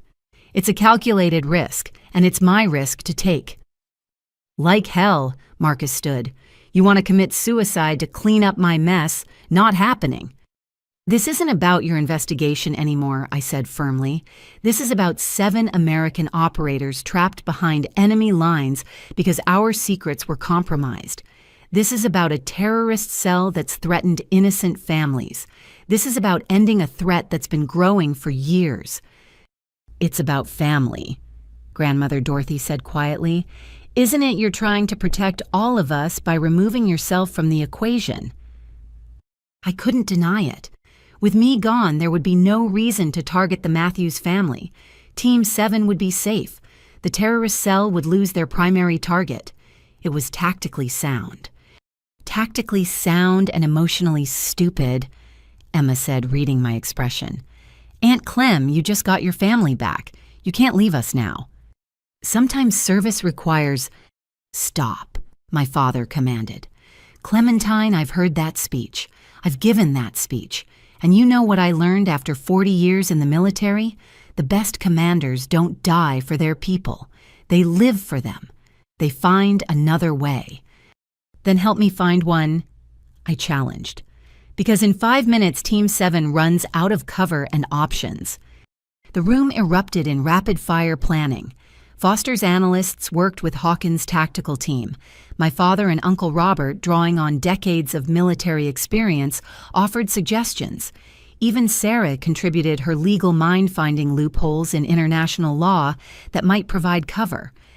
But it was Marcus who provided the breakthrough. Morrison thinks he knows our tactics, he said suddenly. But he's been out for almost 20 years. What's changed since then? Technology, primarily, Hawkins answered. Drone capabilities, cyber warfare, satellite surveillance. Exactly, Marcus interrupted. He knows the old playbook. So what if we use the new one? What if, instead of Thunderstrike, we give him what he expects while hitting him with what he doesn't? I saw where he was going. A false Thunderstrike. Make him think we're following the suicide protocol while actually implementing something completely different. 7-1. This is Prometheus Actual. I called to Stone. New plan. Implement false Thunderstrike with Phoenix variant. Repeat Phoenix variant. Stone's expression shifted from resignation to hope. Phoenix variant confirmed. That's never been tested in actual combat. First time for everything, I replied. You have your orders. Roger that, 7-1 out. I turned to my family. Phoenix variant requires real-time intelligence support and perfect coordination. I can't do it alone. You won't have to, Foster said. We'll provide the intelligence feeds. I'll coordinate communications, my father offered. Financial tracking and analysis, Uncle Robert added. One by one, my family and the assembled teams volunteered for roles. Even Emma was given a task, monitoring social media for any leaks or unexpected complications. This is insane, Marcus said, but he was already pulling up databases on his laptop. We're turning a family reunion into a military operation. No, I corrected. We're turning a military operation into a family business. And the Matthews family business has always been protecting America, whether anyone knows it or not. As the pieces fell into place and the operation began, I felt something I hadn't experienced in 15 years of service. The power of not facing the darkness alone. My family, broken by secrets and lies, had reformed into something stronger. We were no longer isolated individuals keeping painful secrets. We were a unit united by purpose and love. Prometheus Actual. Stone's voice crackled over comms. Phoenix is rising. God help anyone in our way. Roger that, 7-1. Prometheus flies with you. The battle was about to begin. But this time I wouldn't be fighting alone. The Matthews family was at war, and heaven help anyone who stood against us. The main screen lit up with feeds from a dozen different sources: satellite imagery, drone footage, intercepted communications. I watched my brother's face as the full scope of what we were attempting became clear. His detective's mind was processing information at incredible speed, but it was the emotional weight that threatened to break him. Incoming transmission from Phoenix 1, the communications officer announced. The code name belonged to a Predator drone we'd scrambled from a base that didn't officially exist. Morrison's taking the bait, Foster reported, highlighting movement patterns on the tactical display. He's positioning his forces exactly where the old Thunderstrike protocol says they should expect you. Except you won't be there, Marcus said quietly. He turned to me and I saw years of pain in his eyes. This whole time, every mission you've run, every operation, you've been doing this, playing chess with people's lives, including your own. Not chess, I corrected. Chess has rules. This is jazz, improvisation built on a foundation of training and trust. Trust, he repeated bitterly, something I destroyed. Marcus, stop. I grabbed his shoulders.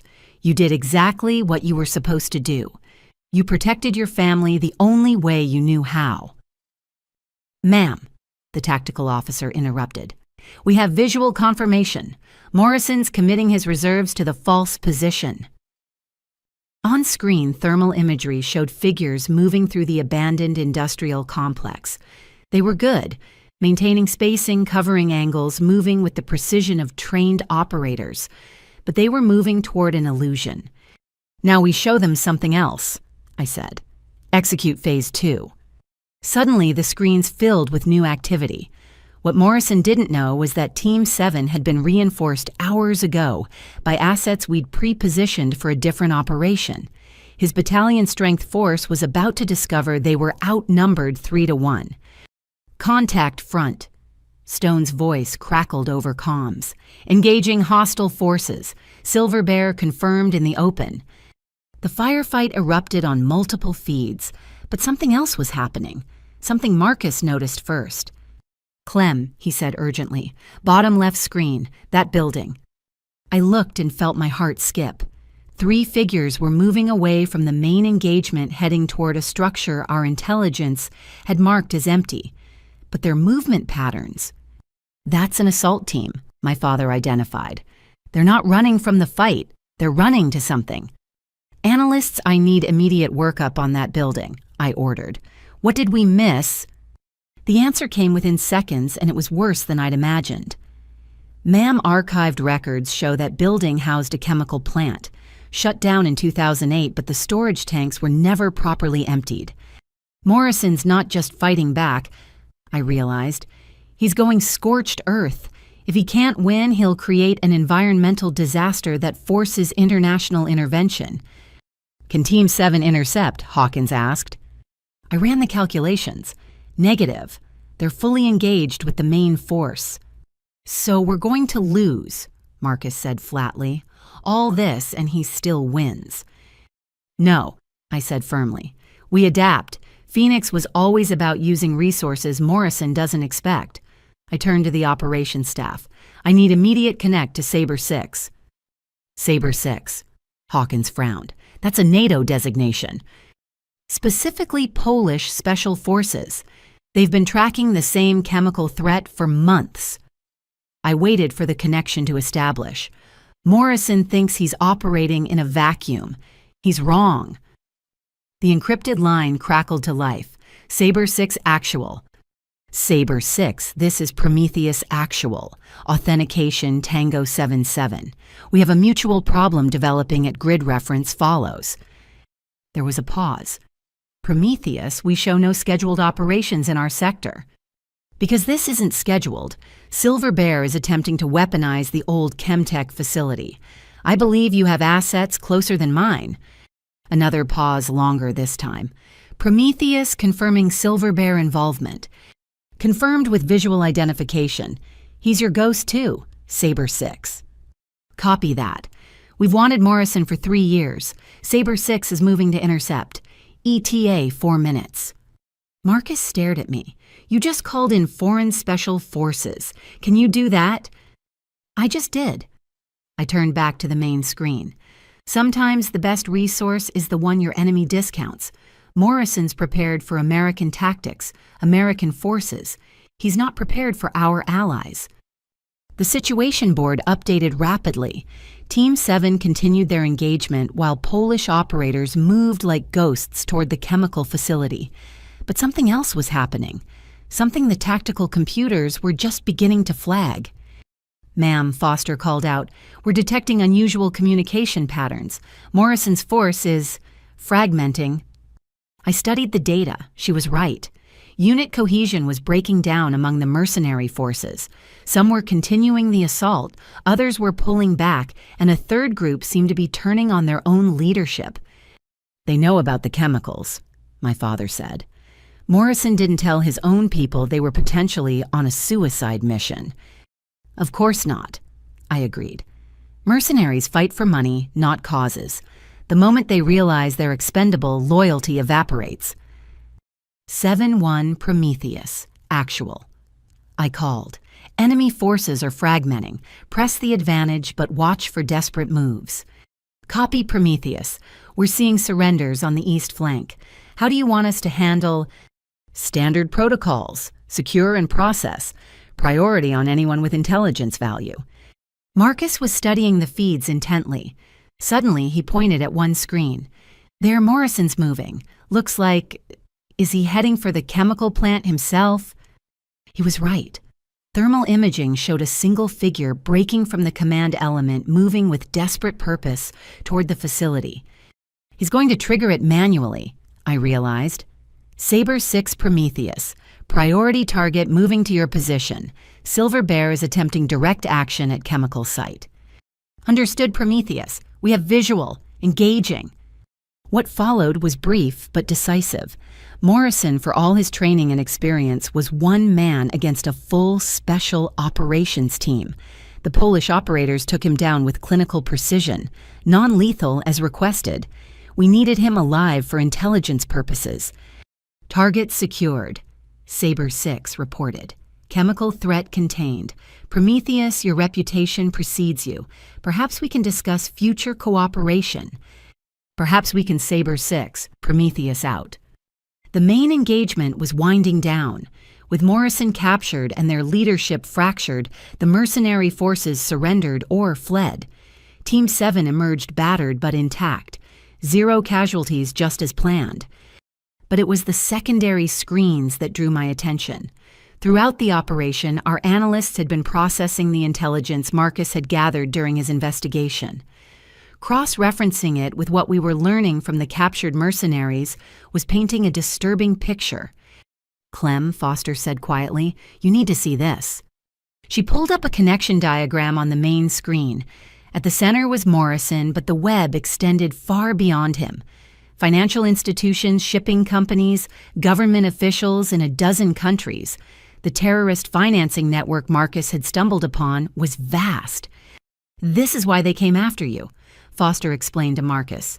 You didn't just find a money laundering operation. You found one of the primary funding mechanisms for international terrorism. They tried to neutralize you by turning you against your sister, but instead, I brought you together, Marcus finished. And together you've unraveled their entire network. We've unraveled it, I corrected. This was a team effort. Military, law enforcement, intelligence agencies, and... I looked around the room at my family, civilian assets with the courage to stand in the line of fire. Emma, who'd been monitoring social media, suddenly gasped. Aunt Clem, we might have a problem. Someone's uploading video of the operation. It's already got 10,000 views and climbing. We crowded around her phone. The video was shaky, clearly taken from a distance, but it showed American military assets engaged in combat operations on foreign soil. The comments were already filling with speculation and accusations. Can we contain it? Hawkins asked Foster. Working on it, but... Foster shook her head. It's spreading too fast. We need a different approach. What if we don't contain it? Sarah suggested. Everyone turned to look at her. I mean, what if we control the narrative instead? Release our own version that tells the story we want told? A limited disclosure, my father mused. Admit to a joint counter-terrorism operation without revealing the classified details. It could work, Foster agreed. Polish government would likely support us. They get credit for stopping a chemical attack. We frame it as international cooperation against terrorism. And my role, Marcus asked. The investigation that started all this. Heroic detective uncovers terrorist plot, I suggested. Risks everything to protect his family and country. It's not even a lie, just a careful arrangement of the truth. Marcus laughed, but there was no humor in it. Heroic, right. I nearly got you killed, compromised national security, and played right into enemy hands. And then you helped stop them, I reminded him. Marcus' heroism isn't about being perfect. It's about recognizing mistakes and working to fix them. You did that today. Prometheus actual. Stone's voice interrupted. 7-1 and all elements secured. Ready for extraction. And ma'am, thank you. That Phoenix variant was brilliant. Thank the team that made it possible 7-1, including the newest members. I gestured to my family. Prometheus out. As extraction operations began and the immediate crisis passed, I found Marcus standing alone by the observation window. The underground facility had no real windows, of course. This was a high-definition screen showing a live feed of Washington, D.C. at sunset. It's fake, he said as I joined him, like everything else in your world. Illusions within illusions. The view is fake, I agreed. But what we did today, that was real. The lives we saved, the threats we stopped. That matters. I almost destroyed everything, he said quietly. My own sister, my family, national security, all because I couldn't accept that there were things I didn't know. No, I corrected. All because you loved your family and wanted to protect them. The methods were wrong, but the motivation, that's what made it possible to turn this around. He turned to face me. How do you do it, Clem? Live with the secrets, the lies, the constant danger. The same way you live with being a cop in New York, I said. One day at a time, focusing on the good we can do rather than the cost of doing it. And now, I smiled. Now I don't have to do it alone. None of us do. Jennifer appeared in the doorway. They're ready for the debrief. The Secretary of Defense wants to personally thank everyone involved. As we walked back to join our family, Marcus caught my arm. Clem, that 15% survival rate for Thunderstrike. You were really ready to take those odds. To protect my family and my team, yes. Without hesitation. The only hesitation was knowing what it would do to all of you. Dying for your country is easy, Marcus. Living for it, carrying the weight of necessary secrets and impossible choices, that's the hard part. Then let us help carry it, he said firmly. No more secrets between us. No more facing the darkness alone. No more secrets. I agreed, though. We both knew that wasn't entirely true. There would always be classifications, always be operations I couldn't discuss. But the fundamental truth, that we were family, that we stood together against whatever threatened us, that would never be secret again. As we entered the conference room where the Secretary of Defense waited, I looked around at my assembled family. They'd been tested in ways they'd never imagined face threats they'd never known existed and emerged stronger for it. The Matthews family had gone to war and won. But more importantly, we'd found our way back to each other, and that more than any operational success was the victory that mattered most. The debriefing with the Secretary of Defense had concluded an hour ago, but the weight of what came next pressed down on me like a physical force. In the Secure Facilities conference room, my family waited as General Hawkins and FBI Special Agent Foster prepared for what they called a disposition hearing. a polite term for deciding Marcus's fate. The legal situation is complex. Foster began spreading files across the table. Detective Matthews technically violated the Espionage Act. His unauthorized investigation compromised classified operations and resulted in the exposure of clandestine assets. He was manipulated, Jennifer protested, gripping Marcus's hand. Foreign agents deliberately— The law doesn't care about manipulation, Foster interrupted gently. Intent matters, but actions have consequences. The question is what those consequences should be. Marcus sat rigidly in his chair, still wearing the same clothes from the disastrous dinner at Grandmother Dorothy's. The confident detective who'd arrested me mere hours ago had been replaced by a man facing the potential destruction of everything he'd built. The maximum penalty is life in prison, Foster continued. The minimum given the circumstances would be loss of his detective shield and a federal conviction that would prevent him from ever working in law enforcement again. That's his entire life, my mother whispered. His career, his identity. Which is why we're here, General Hawkins interjected. General Matthews has proposed an alternative. All eyes turned to me. I'd spent the last hour in heated negotiations with officials who wanted to make an example of Marcus to show that family connections didn't override security breaches. But I'd pulled in every favor, every marker I'd earned in 15 years of service. Marcus can't be prosecuted without revealing classified information in court, I began. The government doesn't want a public trial any more than we do, so I've proposed a different form of accountability.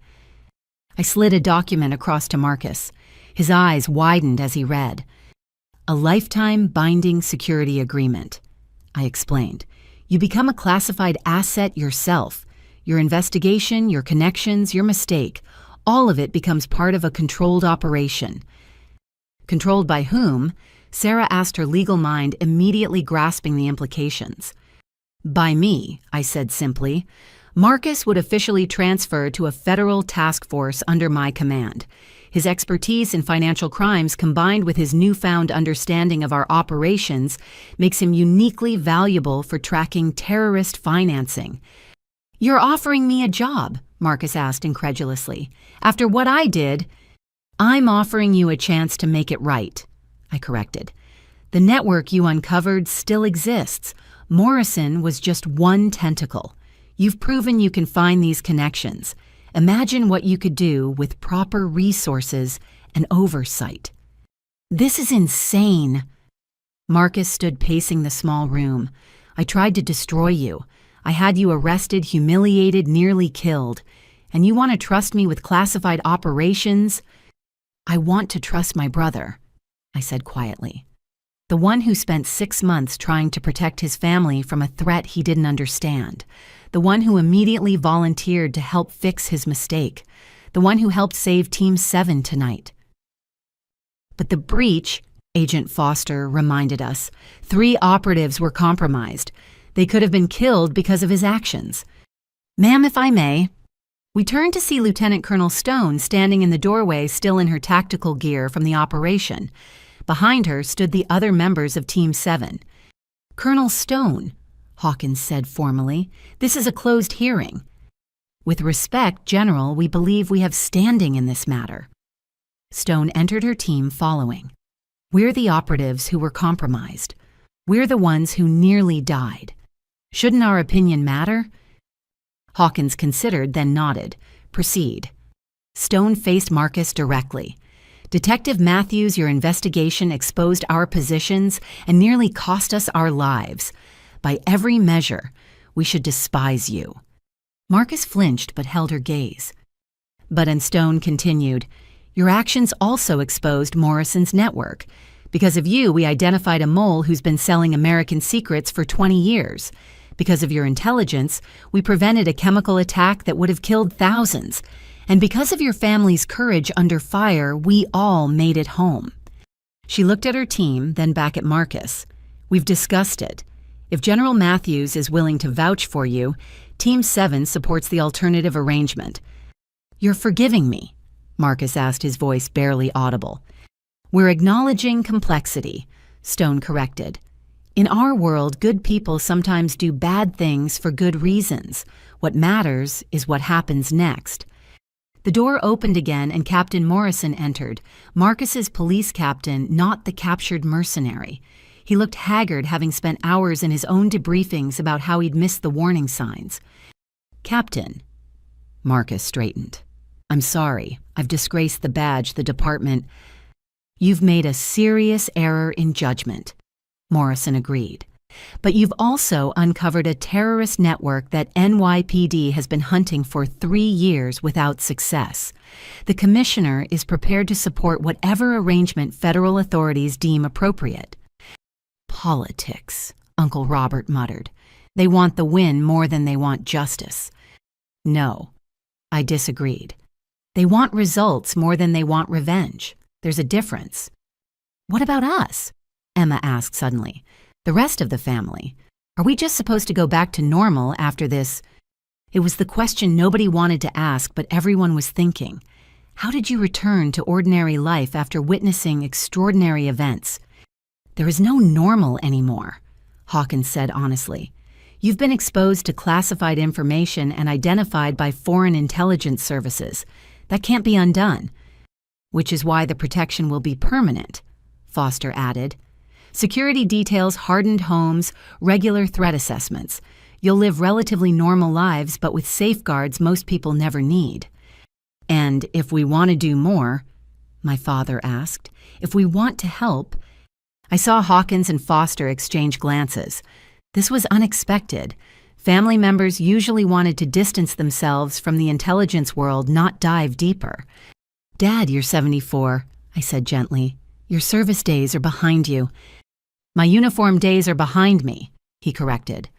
"But my mind still works, and I've spent the evening watching analysts half my age miss connections I spotted immediately. Experience matters." "Mine too," Uncle Robert added. 40 years in financial services. You think I can't help track terrorist money?"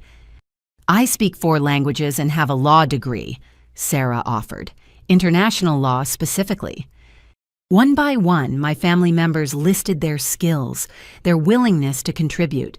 Even grandmother Dorothy at 85 pointed out her lifetime of connections in Washington society, connections that could provide intelligence no satellite could gather. "You're talking about creating a family intelligence unit," Foster said slowly. "That's unprecedented." "Everything about this situation is unprecedented," I pointed out. "We've already proven we can work together effectively. Why waste that capability?" "Because it's dangerous," Hawkins said flatly. "Because it puts civilian lives at risk. Because it violates every principle of operational security." With respect, General E. Marcus spoke up. "Those principles have already been violated. We're at risk whether we participate or not. At least this way we're at risk with purpose." The room fell silent as the officials considered. I could see them weighing options, calculating risks, measuring benefits against potential disasters. Finally, Hawkins spoke. "If we do this, and I'm not saying we will, there would be strict conditions. Training requirements, security protocols, limited operational involvement. You wouldn't be field agents. You'd be analytical support at most." "Analytical support that helped save 7 operators today," my father reminded her. "A fair point," Hawkins conceded. She turned to Foster. "Your assessment—" Foster was quiet for a long moment. "The Matthews family has already demonstrated capability under pressure. They've maintained operational security even in extreme circumstances. And frankly," she smiled slightly, "their diverse skill sets could fill gaps in our current capabilities." "Then we're actually considering this," Marcus asked. "Turning my family into spies because of my mistakes?" "No," I said firmly. "We're considering giving our family the tools to protect themselves and serve their country, just like generations of Matthews before us." "The family business," Grandmother Dorothy said with satisfaction, "though it's certainly more exciting than your grandfather's cover story of being an insurance adjuster." That broke the tension slightly. Even Hawkins cracked a smile. "This would require extensive documentation," Foster warned. Legal frameworks that don't currently exist, congressional oversight would need to be informed at least at the highest levels. I can help with that, Sarah volunteered. Creating new legal frameworks is literally what I do. And the security requirements would be extreme, Hawkins added.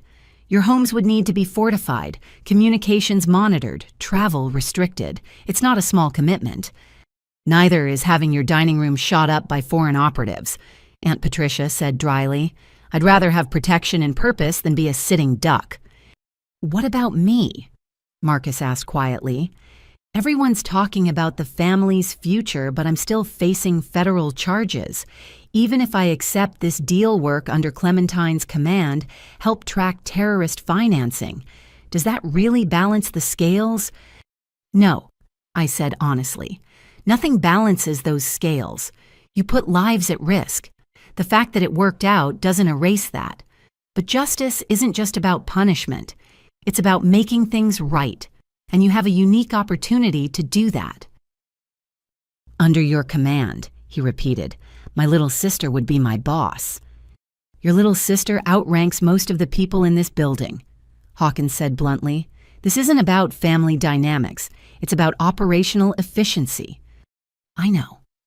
Marcus met my eyes. And that's what makes it perfect justice. I tried to tear you down because I couldn't accept you'd surpassed me. Now I'd have to face that reality every day. Or you could see it as an opportunity to learn, I suggested, to understand the world I've been living in, to be part of something larger than yourself. Marcus was quiet for a long moment. Then he signed the security agreement with a steady hand. When do I start? Tomorrow, Foster said, assuming General Hawkins approves the overall proposal. Hawkins looked around the room at my family, battered, exhausted, but unbroken. I must be insane, she muttered. Then louder, I'll take it to the secretary. No promises, but... She smiled slightly. The Matthews family has already proven more effective than some units I could name. As the meeting broke up and arrangements were made for temporary housing at the facility, Marcus pulled me aside. Clem, I need you to know something.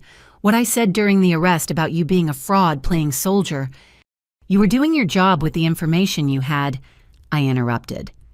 No, I was being a jealous, petty older brother who couldn't stand that his sister had become something extraordinary.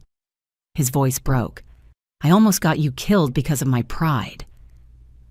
But you didn't, I said firmly. And now you have a chance to be part of something extraordinary yourself. We both do. Together.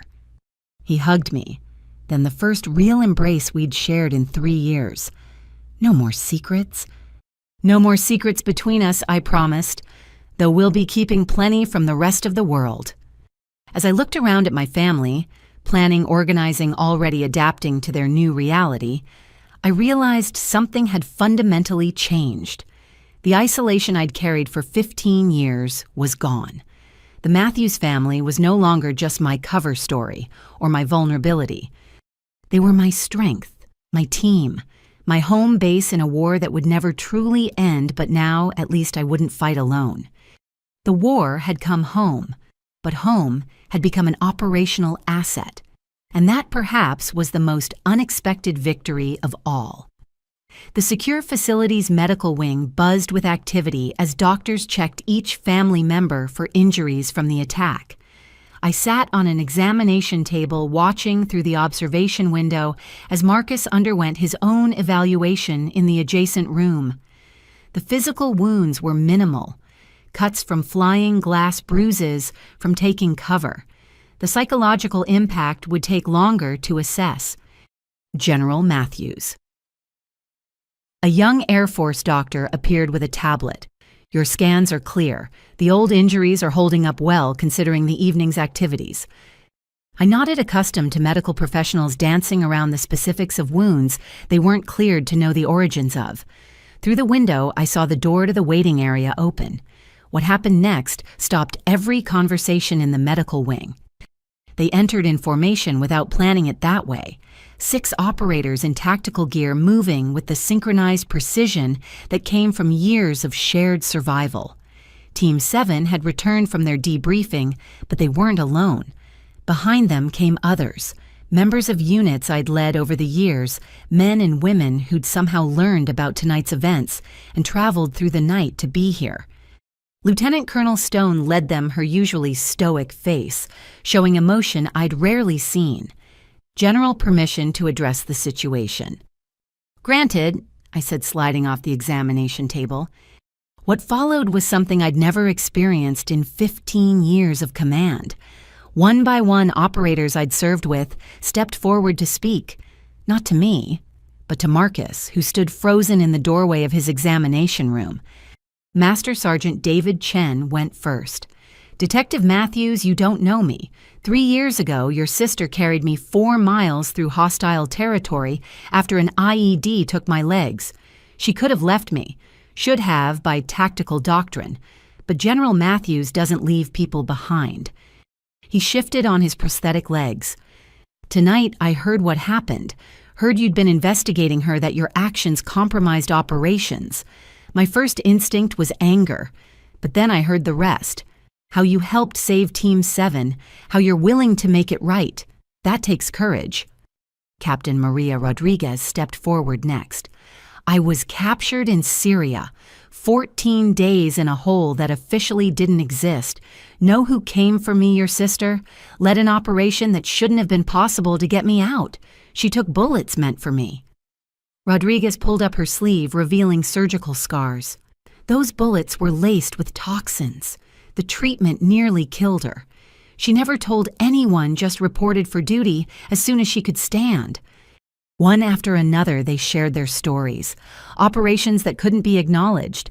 Sacrifices that would never be public moments when Clementine Matthews had been the difference between coming home and becoming a star on a memorial wall. Marcus sank into a chair as the weight of testimony accumulated. Jennifer stood beside him, tears streaming down her face as she finally understood who I really was. Not through classified files or family revelations, but through the words of those who'd bled beside me. "We're not here to judge you," Stone said finally. "We're here because General Matthews changed all our lives. She gave us purpose, brought us home, made us better than we thought we could be. If she says you deserve a second chance, that's good enough for us." An older operator, Chief Warrant Officer James Thompson, stepped forward. He was one of my first team members, a grizzled veteran who'd seen too much. "I've served under a lot of commanders," he said. "Most see operators as assets, resources to be deployed. Your sister sees us as people. She knows our spouses' names, our kids' birthdays, our fears and dreams. That's why we'd follow her to hell and back, and have more than once." "But I betrayed her," Marcus said, his voice hoarse. "I exposed operations, put you all at risk." "You made a mistake," Thompson interrupted. "Know how many mistakes I've made in 30 years of operations. The difference is mine usually just got me shot at. Yours had bigger consequences, but they also had bigger results. Morrison's network is done because of what you uncovered." A young operator I didn't recognize raised her hand tentatively. "Ma'am, I'm Sergeant First Class Lisa Park Team 9. I wasn't going to speak, but..." She turned to Marcus. "My brother's a cop in Chicago. If he thought I was in danger, thought someone was lying to our family, he'd do exactly what you did. Family protects family. Sometimes that instinct goes wrong, but it comes from love." "Love that nearly got people killed," Marcus muttered. "Love that's been weaponized against better men than you," an older voice said from the doorway. We all turned to see General Patricia Hawkins entering with someone I hadn't expected. Retired General Samuel Morrison, former commander of JSOC, and my mentor for many years. At 78, he moved carefully, but his mind was sharp as ever. "Sir," I said, snapping to attention, despite being in civilian clothes. Around the room, operators did the same. "As you were," Morrison said, waving us down. "Patricia called me about this situation. Couldn't believe it until I reviewed the files myself. Detective Matthews, you stumbled into one of the most sophisticated intelligence operations I've seen in 40 years of service." He moved closer to Marcus, studying him with eyes that had assessed thousands of operators. "You know what impresses me? Not that you were fooled. Professionals with decades of experience have fallen for less sophisticated schemes. What impresses me is that once you realized your error, you immediately worked to correct it. No excuses, no deflection, just mission focus." "I focused on the wrong mission," Marcus said bitterly. "Did you?" Morrison challenged. "Your mission was to protect your family from a perceived threat. The threat was real. You just misidentified its source. In the intelligence world, we call that faulty analysis based on deliberately corrupted data. It's not a character flaw, it's an occupational hazard." Emma, who'd been silent throughout the testimonies, suddenly spoke up. "Why are you all being so nice to him? He hurt Aunt Clem. He could have gotten her killed." It was my father who answered. "Because, sweetheart, in this world, the world your aunt inhabits, forgiveness isn't just kindness. It's tactical necessity. Teams can't function if they hold on to grievances. Operations fail when trust breaks down. They're not being nice, they're being professional." And because, I added, they understand something Marcus is still learning. In our world, the mission comes first, but the people accomplishing the mission matter most. Marcus protected his people the only way he knew how. That instinct properly channeled is exactly what we need. "You really want me on your team?" Marcus asked, looking at the assembled operators. "After everything—" "Want is a strong word," Chief Thompson said with dark humor, "but the general vouches for you, and that's enough. Plus," he grinned slightly, "having a financial crimes expert who understands our operations. That's a capability we've been lacking. The question," General Morrison said, "is whether you can handle the weight. These people," he gestured at the operators, "carry secrets that would break most civilians. They make decisions that affect thousands of lives, often with incomplete information and impossible timeframes. Can you do that?" "I don't know," Marcus admitted, "but I know I have to try. I owe Clem that much." "You owe her nothing," I said firmly. "This isn't about debt or obligation. It's about capability and choice. You have skills we need and the willingness to apply them. That's what matters."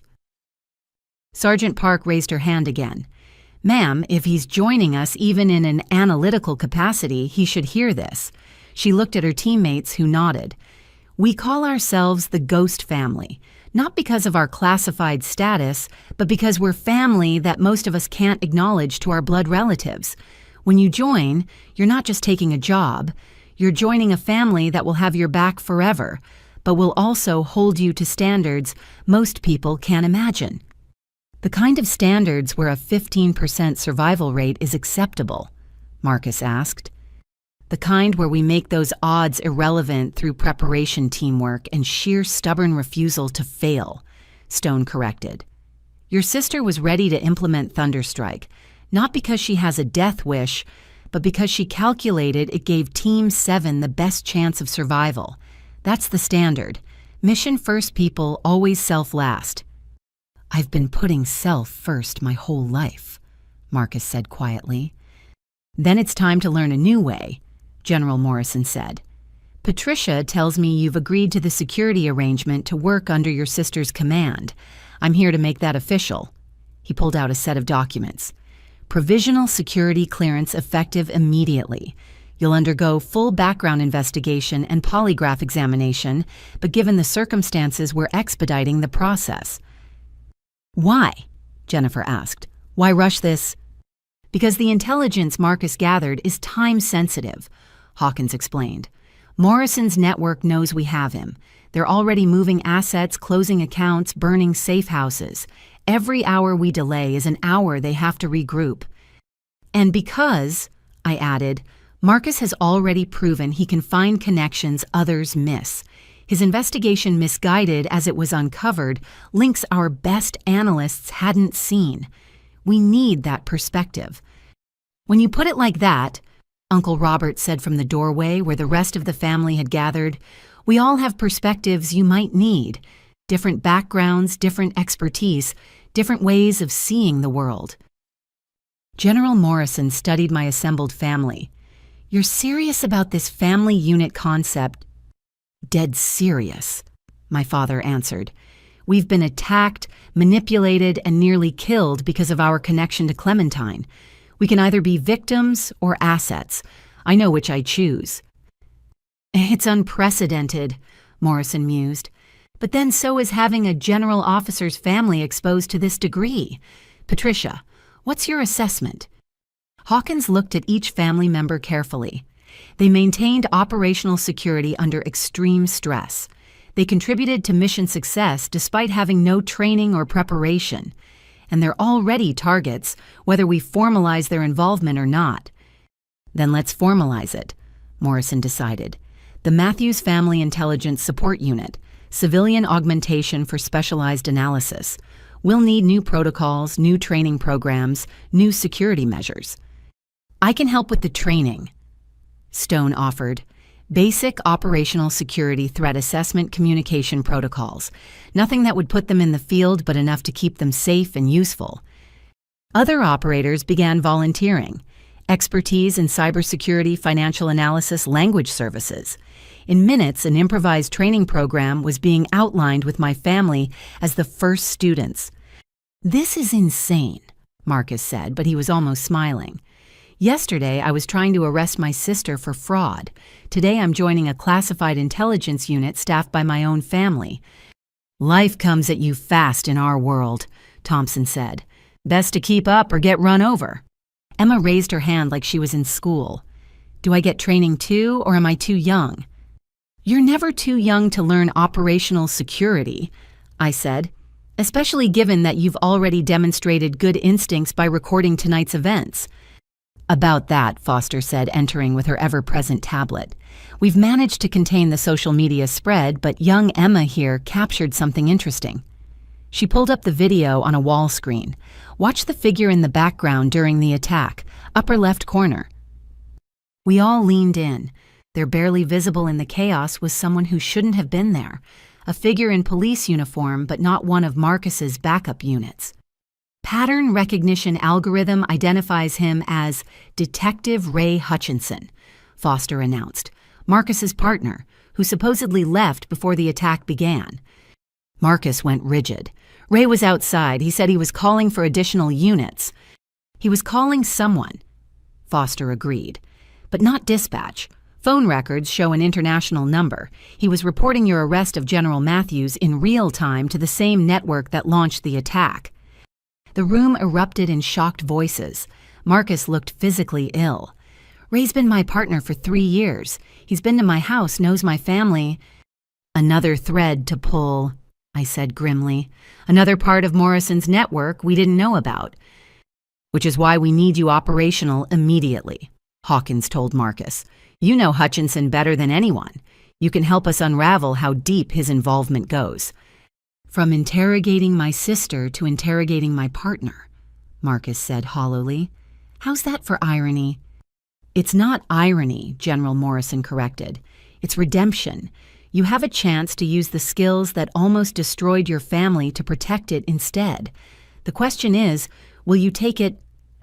Marcus looked around the room, at the operators who'd shared their stories at our family, ready to stand beside him at me. His older brother, who'd tried to protect me the wrong way, now had a chance to do it right. I'll take it, he said firmly. All of it. The training, the responsibility, the weight of secrets. I'll carry it.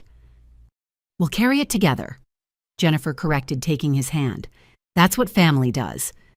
As plans formed around us, training schedules, security protocols, operational planning, I felt something I hadn't expected.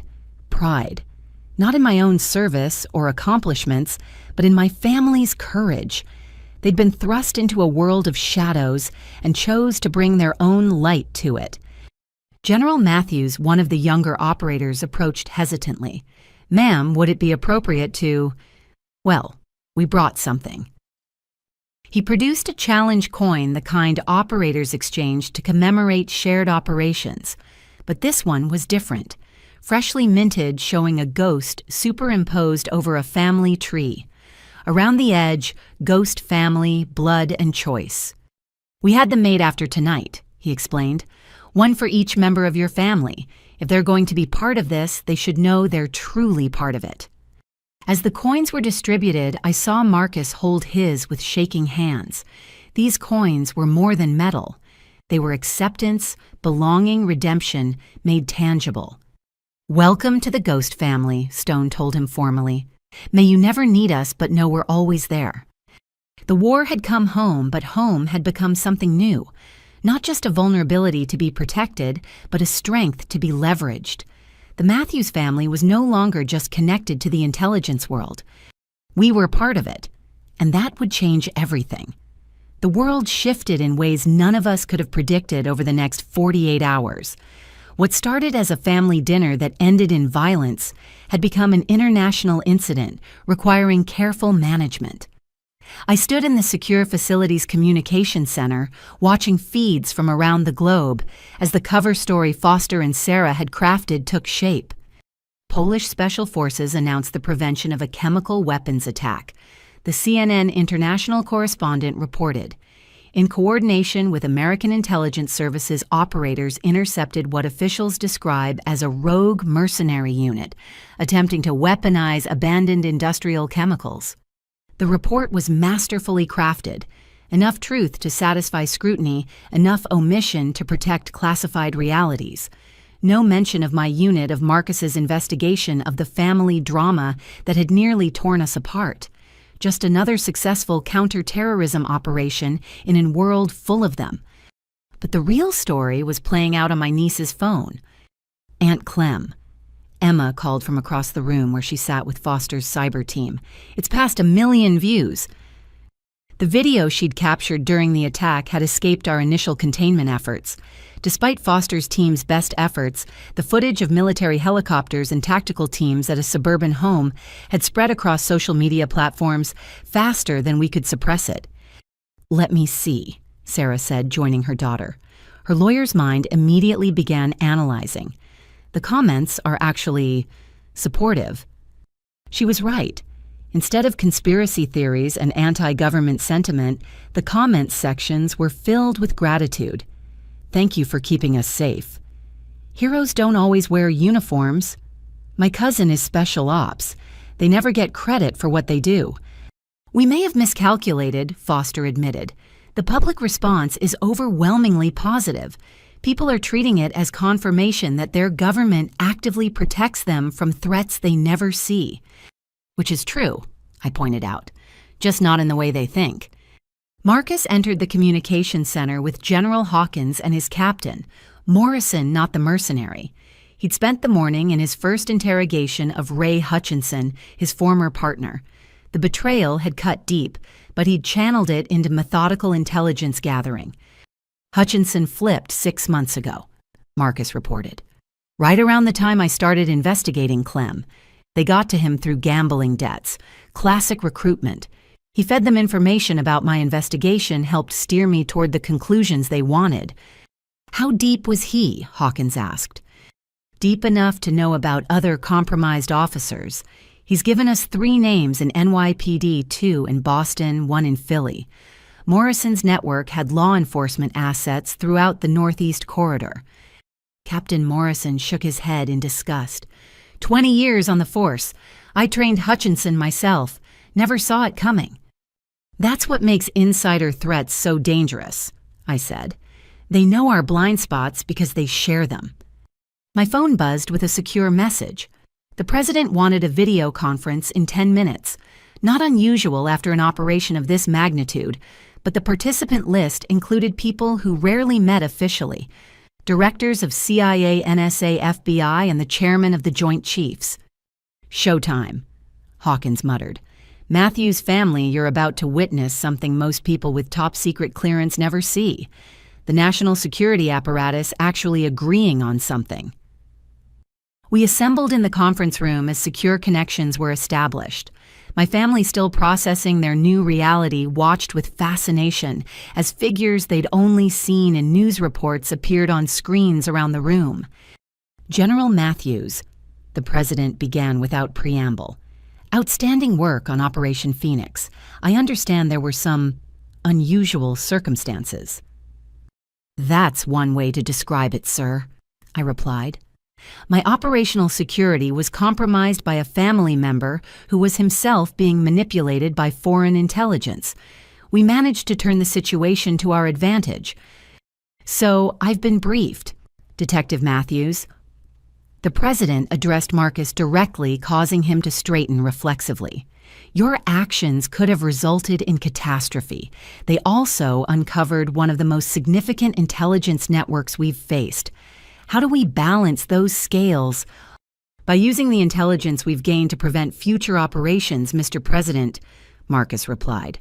I've made terrible mistakes. Let me help fix them. The directors exchanged glances through their video links. The CIA director spoke first. The Matthews Family Intelligence Support Unit. In my 40 years of intelligence work, I've never heard of anything like it. A burned officer's entire family becoming analytical assets. Unprecedented times call for unprecedented solutions, the chairman of the Joint Chiefs said. Besides, they've already proven capable. The question is whether we can formalize this without creating larger vulnerabilities. If I may. My father interjected, his military bearing evident even in civilian clothes. We're already vulnerable. The question is whether we face those vulnerabilities with training and support or as unprotected civilians. Colonel Matthews, the president said, recognizing my father's service, you understand what you're asking. Your entire family would essentially disappear from normal life. Different identities, restricted movements, constant surveillance, albeit protective surveillance. With respect, Mr. President, normal life ended when mercenaries shot up my mother's dining room. My father replied, we can either be victims of that reality or adapt to it. Emma raised her hand, then seemed to remember this wasn't school, and lowered it. But the president had noticed. You have something to add, young lady. Yes, sir. Mr. President, sir. Emma fumbled, then found her courage. Everyone's talking about protecting us or using us, but what about teaching us Aunt Clem knows all this stuff, but the rest of us don't? Couldn't we learn not to be spies, but just to be safer? From the mouths of babes, the NSA director murmured. She has a point. Education might be more valuable than isolation. The Culper Institute, the FBI director suggested suddenly. Everyone turned to look at his screen. It's a proposal that's been floating around for years, a training facility for civilians who support intelligence operations, contractors, analysts, technical specialists. We could pilot it with the Matthews family. You want to send my family to spy school? Marcus asked incredulously. Not spy school, the director corrected. Think of it as intensive operational security education, how to recognize surveillance, maintain cover identities, secure communications, the skills that would keep them safe while allowing them to contribute. I like it, Hawkins said. Give them the tools to protect themselves while we figure out long-term arrangements. Sarah could help develop the legal framework, Foster suggested. Her expertise in international law would be invaluable for creating the proper structures. Robert's financial expertise could help track terrorist funding, someone else added. Within minutes, my family members were being assigned roles they'd never imagined. Sarah as legal architect for a new classification of intelligence support. Robert as financial forensic specialist. My parents as advisors based on their years of experience. Even Aunt Patricia, with her society connections, was designated as a social intelligence asset. This is surreal, Jennifer whispered. Yesterday, I was a marketing manager. Today, I'm being recruited by the CIA. Technically, you're being recruited by a joint task force that doesn't officially exist, I corrected. But yes, the surreal part is accurate. The president cleared his throat, bringing attention back to the screens. There's one more matter to address. General Matthews, your operational cover is blown. You can't return to your previous role. I'd known this was coming, had felt it the moment Marcus slammed those handcuffs on my wrists. 15 years of carefully constructed identity, gone in an instant. However, the president continued, We're not prepared to lose an asset of your caliber. Director Hawkins has a proposal. Hawkins stood her bearing formal. Prometheus Unit will be reconstituted as Joint Special Operations Command, Asymmetric Warfare Division. Public designation as a counter-terrorism fusion center. General Matthews would serve as commanding officer with expanded authority to integrate unconventional assets. Unconventional meaning my family, I translated. Among others, we've identified similar situations. Intelligence officers whose families have been exposed or threatened. Rather than losing these assets, we create a new paradigm. Family units trained and cleared to support operations. The ghost family concept formalized, General Morrison added from his connection. It has potential. Families understand loyalty in ways individuals sometimes don't. There's still the matter of public perception, the president noted. The video young Emma captured has gone viral. We need to control that narrative. Actually, Emma said, then caught herself. Sorry, should I raise my hand? Speak freely, the president said with slight amusement. Well, everyone online thinks it's awesome. They're calling Aunt Clem the Shadow General and making memes about secret military families protecting America. Maybe we don't fight it. Maybe we let them think what they want. Hide in plain sight, the CIA director mused. Let the public create their own narrative that obscures the truth. It's elegant. And it gives us cover, Foster added. If people think they know the secret, heroic military family fights terrorism, they stop looking for the real secret. Which is what exactly, Marcus asked, that we're all becoming spies, that the line between civilian and operative is blurring. I corrected. That in modern warfare, a detective's financial investigation can be as crucial as a sniper's bullet. That families like ours represent a new kind of national security asset. The president considered this. Very well. We'll proceed with the Culper Institute pilot program. The Matthews family will be the test case. If it works, we expand. If it fails, it won't fail, I said firmly. We've already proven we can work together under fire. Give us proper training and support and we'll exceed expectations. Confidence runs in the family I see, the president observed. General Matthews, you have 60 days to establish the new unit and integrate your family members. Success will be measured by prevented attacks and actionable intelligence. Failure is not an option. Understood, Mr. President. As the video conference ended and officials signed off, my family sat in stunned silence. In less than 3 days, we'd gone from a normal American family with one hidden member to something entirely new. Did we just get recruited by the president? Uncle Robert asked faintly. Technically, you volunteered, I pointed out. But yes, essentially, you've all just joined the intelligence community. God help us, my mother murmured, then stronger. When does training start? Tomorrow, Hawkins answered. Transport to the Culper Institute leaves at 0600. Bring only essential items. Everything else will be provided. As the family dispersed to make preparations, Marcus lingered. Clem this morning when I interrogated Ray, seeing how easily he betrayed everything we'd built together. Is that what's waiting for us? Constant suspicion, never knowing who to trust. No, I said firmly. What's waiting is constant vigilance, but also deeper bonds than most people ever experience. You'll learn the difference between trust and verification. You'll develop instincts that keep you safe, and you'll have something Ray never had, a family that truly has your back. The ghost family, he said, pulling out the challenge coin he'd been given. Blood and choice. Blood and choice, I confirmed. Welcome to the shadows, brother. Let's see what light we can bring to them. That evening, as arrangements were made and bags were packed, Emma's video crossed 5 million views. The comments had evolved from simple support to complex theories about secret military families protecting America. Some were surprisingly close to the truth, others wildly off base, but all of them served our purposes, creating a narrative camouflage that would hide our real activities. Look at this one, Emma showed me. Someone's writing fan fiction about the Shadow General and her family of spies. It's actually pretty good. I read over her shoulder, amused by how the fictional version of me was somehow both more and less impressive than reality. Well, if they're going to tell stories about us, at least they're making us heroes. Aren't we, Emma asked seriously, heroes? I mean, we stopped bad guys, saved lives, protected America. That's what heroes do. Heroes are people who do necessary things despite the cost, I said. By that definition, yes, we're heroes. Flawed, complicated, classified heroes, but heroes nonetheless.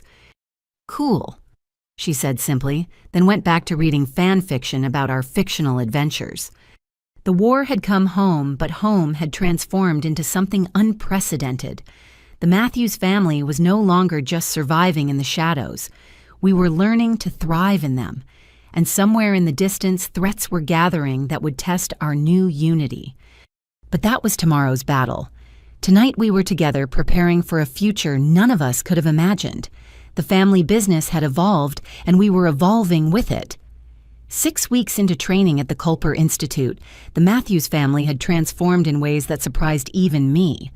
I watched from the observation deck as my 74-year-old father completed an escape and evasion exercise using fieldcraft that would have impressed operators half his age.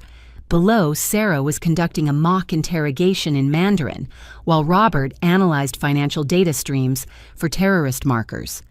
Even Aunt Patricia had found her niche using her society connections to practice social engineering scenarios. Your family is exceeding all projected metrics, Director Catherine Walsh said, joining me at the window. The Culper Institute's commanding officer was a legend in intelligence circles, a former CIA operative who'd literally written the book on civilian intelligence integration. They're motivated, I replied. Nothing focuses the mind like being shot at in your grandmother's dining room. Speaking of which, Walsh pulled out a secure tablet. We have a situation that requires the unique capabilities your unit provides. I reviewed the intelligence brief. The UN Security Council was forming a new international peacekeeping initiative, not the traditional blue helmets, but something more sophisticated, a multinational intelligence and operations fusion center designed to prevent conflicts before they required military intervention. They want you to lead it, Walsh said simply.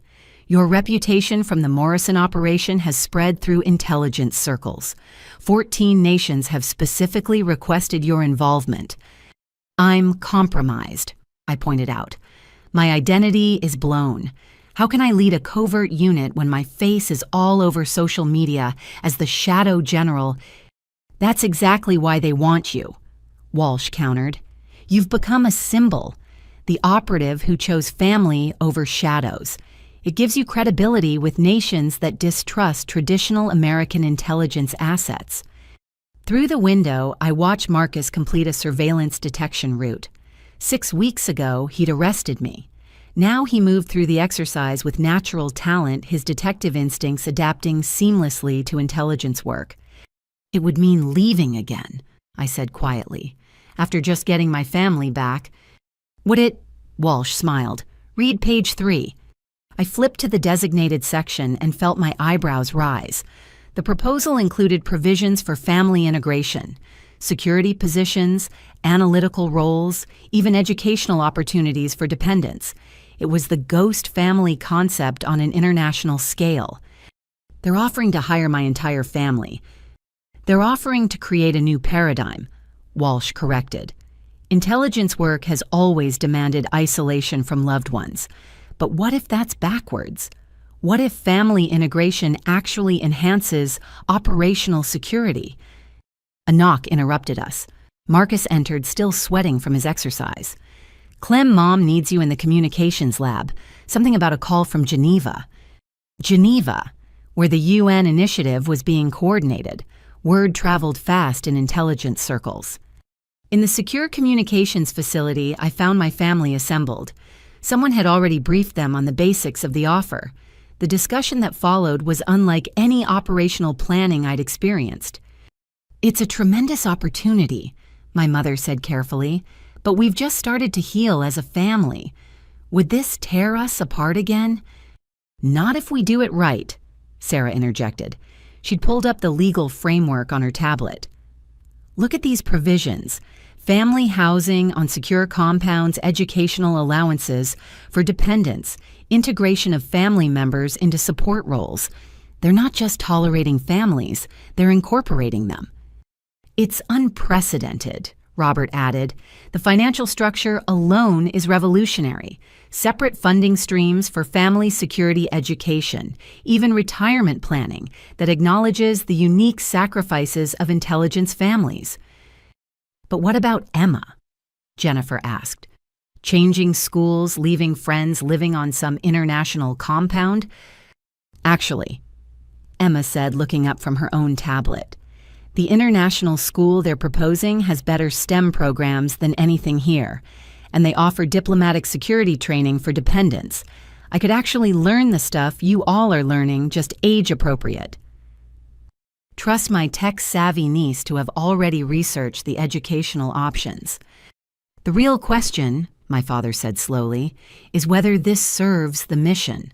Not our comfort, not our preferences. The mission to protect innocent lives and prevent conflicts. Thank you, Colonel Matthews, I said with slight sarcasm, always focusing on the big picture. Someone has to, he replied, without humor. Clementine, you've spent 15 years making decisions based on operational necessity. Don't stop now because family is involved.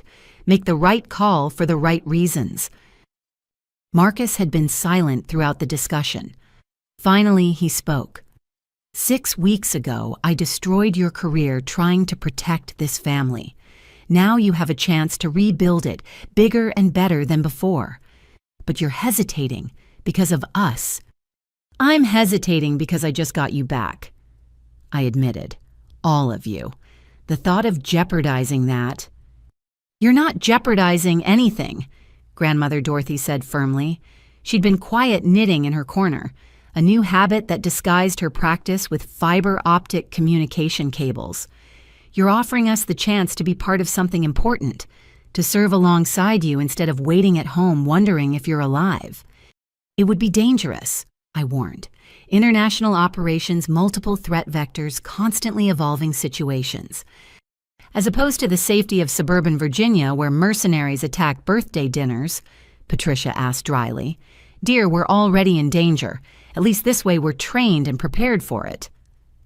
I want to do it, Marcus said suddenly. Not because I owe you or because I'm trying to make amends. Because for the first time in my career, I see the chance to make a real difference. The financial crimes unit I'd be working with, they're tracking networks that fund terrorism, human trafficking, weapons smuggling. That's the job I thought I was doing as a detective, but on a scale that actually matters. One by one, the family members voiced their support. Even Jennifer, initially reluctant, admitted that the marketing and communications role they'd offered her was more challenging and meaningful than anything in the corporate world. So we're really considering this? I asked. The entire Matthews family relocating to Geneva to staff an international intelligence initiative? Not considering, my mother corrected. Accepting. If you'll lead it, we'll follow. That's what family does. Director Walsh had been monitoring our discussion via secure link. General Matthews, the Security Council, needs an answer within 72 hours. But I should mention, your government has already approved the secondment. In fact, they're encouraging it. Having an American commander with an integrated family unit sends a message about our commitment to multilateral cooperation. Politics, I muttered. Reality, Walsh corrected. Like it or not, you've become a symbol. Use that symbolism to build something unprecedented. Over the next 3 days, as we completed training and prepared for the possibility of international relocation, I watched my family with new eyes. They'd adapted to intelligence life with remarkable speed. Sarah's legal expertise had already identified 3 loopholes in international law that terrorist organizations were exploiting. Robert had traced financial patterns that revealed a previously unknown funding network. Even Emma had proven valuable, her social media monitoring. catching threat indicators that traditional analysis missed. But it was Marcus who surprised me most. His interrogation of Hutchinson had evolved into a comprehensive mapping of law enforcement corruption across the northeastern United States. Working with Foster's team, he'd identified 17 compromised officers and 3 judges who'd been taking bribes from international criminal organizations.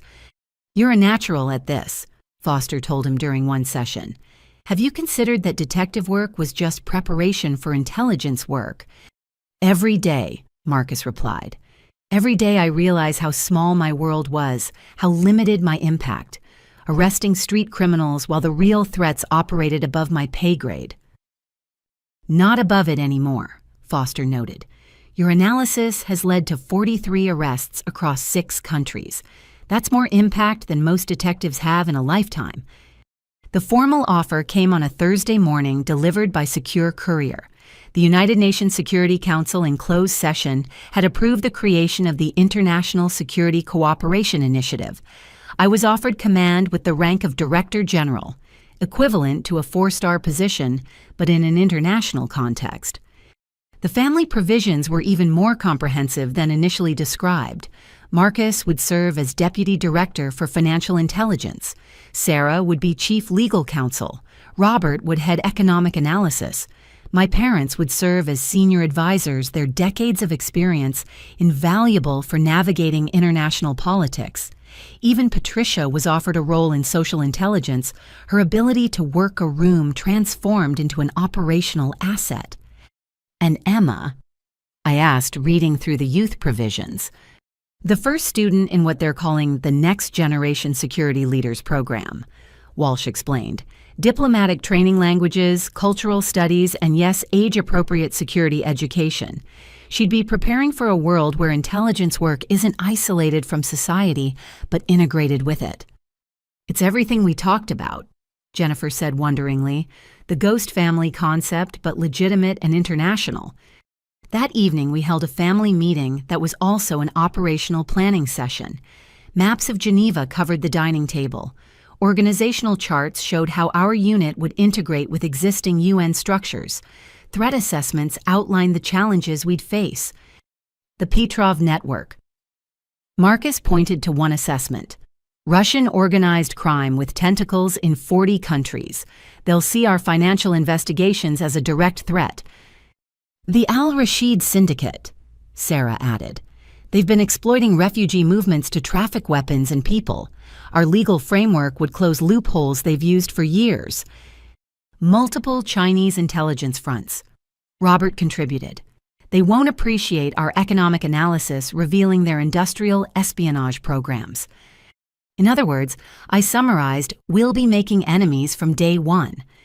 "Powerful enemies with global reach," my father agreed. "But also allies. Look at the countries supporting this initiative. Nations that rarely agree on anything are united in wanting this to succeed. Because they're tired of being reactive," I said. "Tired of responding to crises instead of preventing them. This initiative represents a new way forward. Proactive, integrated, international. And family-centered," my mother added firmly. "That's the real revolution, acknowledging that the people who serve have families who serve alongside them." By unanimous vote, even Grandmother Dorothy raising her hand with firm determination, the Matthews family accepted the Swiss assignment. Within hours, acceptance documents were transmitted, security clearances updated, and preparations begun for international relocation. "You realize what you've all agreed to?" I asked one final time. "This isn't a temporary assignment. This is a fundamental life change. New identities, new home, new mission. The family you were 6 weeks ago will cease to exist." "Good," Marcus said simply. "That family was broken by secrets and lies. This family, the one forged in truth and tested by fire. This family is ready for whatever comes next." Emma raised her hand. "So does this mean I need to learn French?" "Among other languages," I confirmed. "Think you can handle it?" She grinned. "I'm a Matthews. We adapt, overcome, and protect. Languages are just another operational skill, right?" Right. I agreed, marveling at how quickly she'd absorbed our new reality. As the family dispersed to begin packing, Director Walsh pulled me aside. You know, this has never been attempted. An entire family unit cleared and integrated into international intelligence operations. A lot of things have never been attempted until someone attempts them, I replied. Besides, we're not just any family, we're the ghost family. We've already done the impossible. Survived betrayal attack and transformation. This is just the next mission. And if it fails? I looked at my family.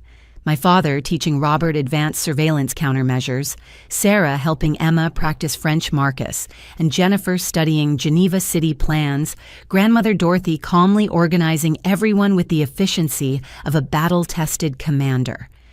It won't fail, I said with complete confidence. We're Matthews. We don't know how to fail when we're together. The war hadn't just come home. Home was taking the war global, and this time we were ready for it. The letter arrived on a rain-soaked Geneva morning, hand-delivered by a courier who vanished before I could sign for it. 6 months into our new life running the International Security Cooperation Initiative, unexpected deliveries still triggered operational alerts. But this one bore the seal of the U.S. President. I opened it in my secure office 18 floors above Lake Geneva, in a building that didn't appear on any public registry. Through bulletproof windows, I could see the city waking up. Diplomats heading to the UN bankers starting their day. Tourists photographing the jet d'eau. None of them knew that this anonymous glass tower housed the world's most ambitious intelligence fusion center. The letter was brief, but its impact profound. Marcus was being offered a presidential pardon for his security violations, contingent on one condition: he join my personal security detail as head of family protection. Interesting morning, Marcus asked from the doorway. He'd developed an uncanny ability to appear when significant decisions loomed, a skill honed by 6 months of intelligence training. How did you know? Presidential courier vehicles have a specific electromagnetic signature, he said, entering and closing the soundproof door behind him. Emma's been teaching me her detection techniques. I handed him the letter. He read it twice, his detective's face revealing nothing. A pardon, he said finally. Complete expungement of all charges. My record cleared, my law enforcement credentials restored. All I have to do is become your bodyguard. Head of family security, I corrected. It's more than close protection. You'd coordinate all security measures for our operational family members. Your bodyguard with extra responsibilities, he said dryly. The president's way of keeping me close enough to monitor while using my skills. Through the window, I watched our family's morning routine play out in the courtyard below. My parents walked their security route, my father's military bearing still evident at 74. Sarah was practicing Krav Maga with her instructor, while Emma attended her diplomatic protocol class in the adjacent building. The Matthews family had adapted to Geneva with remarkable efficiency. You've built something amazing here, Clem, Marcus said, joining me at the window. 6 months and already the ISEI has prevented 3 terrorist attacks, disrupted 7 trafficking networks, and frozen almost $1 billion in illicit funds. We built it, I corrected. Your financial investigation unit identified half those networks. Working under your command, he noted. Which brings us back to this letter. They want to formalize what's already happening. Me working for you, taking orders from my little sister. Is that what bothers you, the hierarchy? He was quiet for a moment. What bothers me is that I want to say yes, not because of the pardon or the career rehabilitation, but because it's the right position for me. I've spent 6 months studying security operations, learning from the best in the world. I know I could keep this family safer than anyone else. But it feels like running away from what I did. Taking a pardon instead of facing consequences, getting rewarded for betraying you. I turned from the window to face him directly. Marcus, you've been facing consequences every day for 6 months. Every security briefing where you hear about threats against us, that's consequence. Every time you see the scars on Team 7's operators, That's consequence. The question isn't whether you've paid for your mistakes. It's whether you're going to let those mistakes define your future. Wise words from the Shadow General, he said with a slight smile. The nickname had followed us to Geneva, much to my annoyance. Practical words from your commanding officer, I corrected. I need someone I trust protecting this family, someone who understands both the operational and personal dynamics, someone who's already proven they'll do anything to keep us safe, even if their methods need refinement. You trust me after everything. I trust the man who helped save Team 7, who spent 6 months dismantling terrorist networks, who reads Emma bedtime stories that secretly teach her escape routes. I smiled at his surprised expression. Yes, I know about those. Goldilocks and the 3 safe houses creative. A knock interrupted us. Jennifer entered with a tablet showing urgent alerts. We have a situation. The Al-Rashid Syndicate just put bounties on IC leadership, significant ones. Marcus immediately shifted into security mode, taking the tablet and analyzing the intelligence. 5 million for you, Clem. 2 million each for department heads. 1 million for family members. They're serious. Source verification, I asked. Confirmed through 3 independent networks, Jennifer replied. Foster's team at the FBI corroborated through their own sources. This is real. Marcus looked at me. This is exactly why you need dedicated security leadership. Someone whose only job is keeping this family safe while you focus on operations. Someone like you. There's no one like me, he said without arrogance. No one else who knows this family's dynamics understands the operational environment and has the motivation to never fail again. I couldn't protect you 6 months ago because I didn't understand the threat. Now I do. Jennifer looked between us. Should I leave you two to discuss? No, I said. This affects you too. Marcus taking this position means our family becomes even more integrated into ISI operations. More training, more security protocols, more restrictions on normal life. Normal life. Jennifer laughed.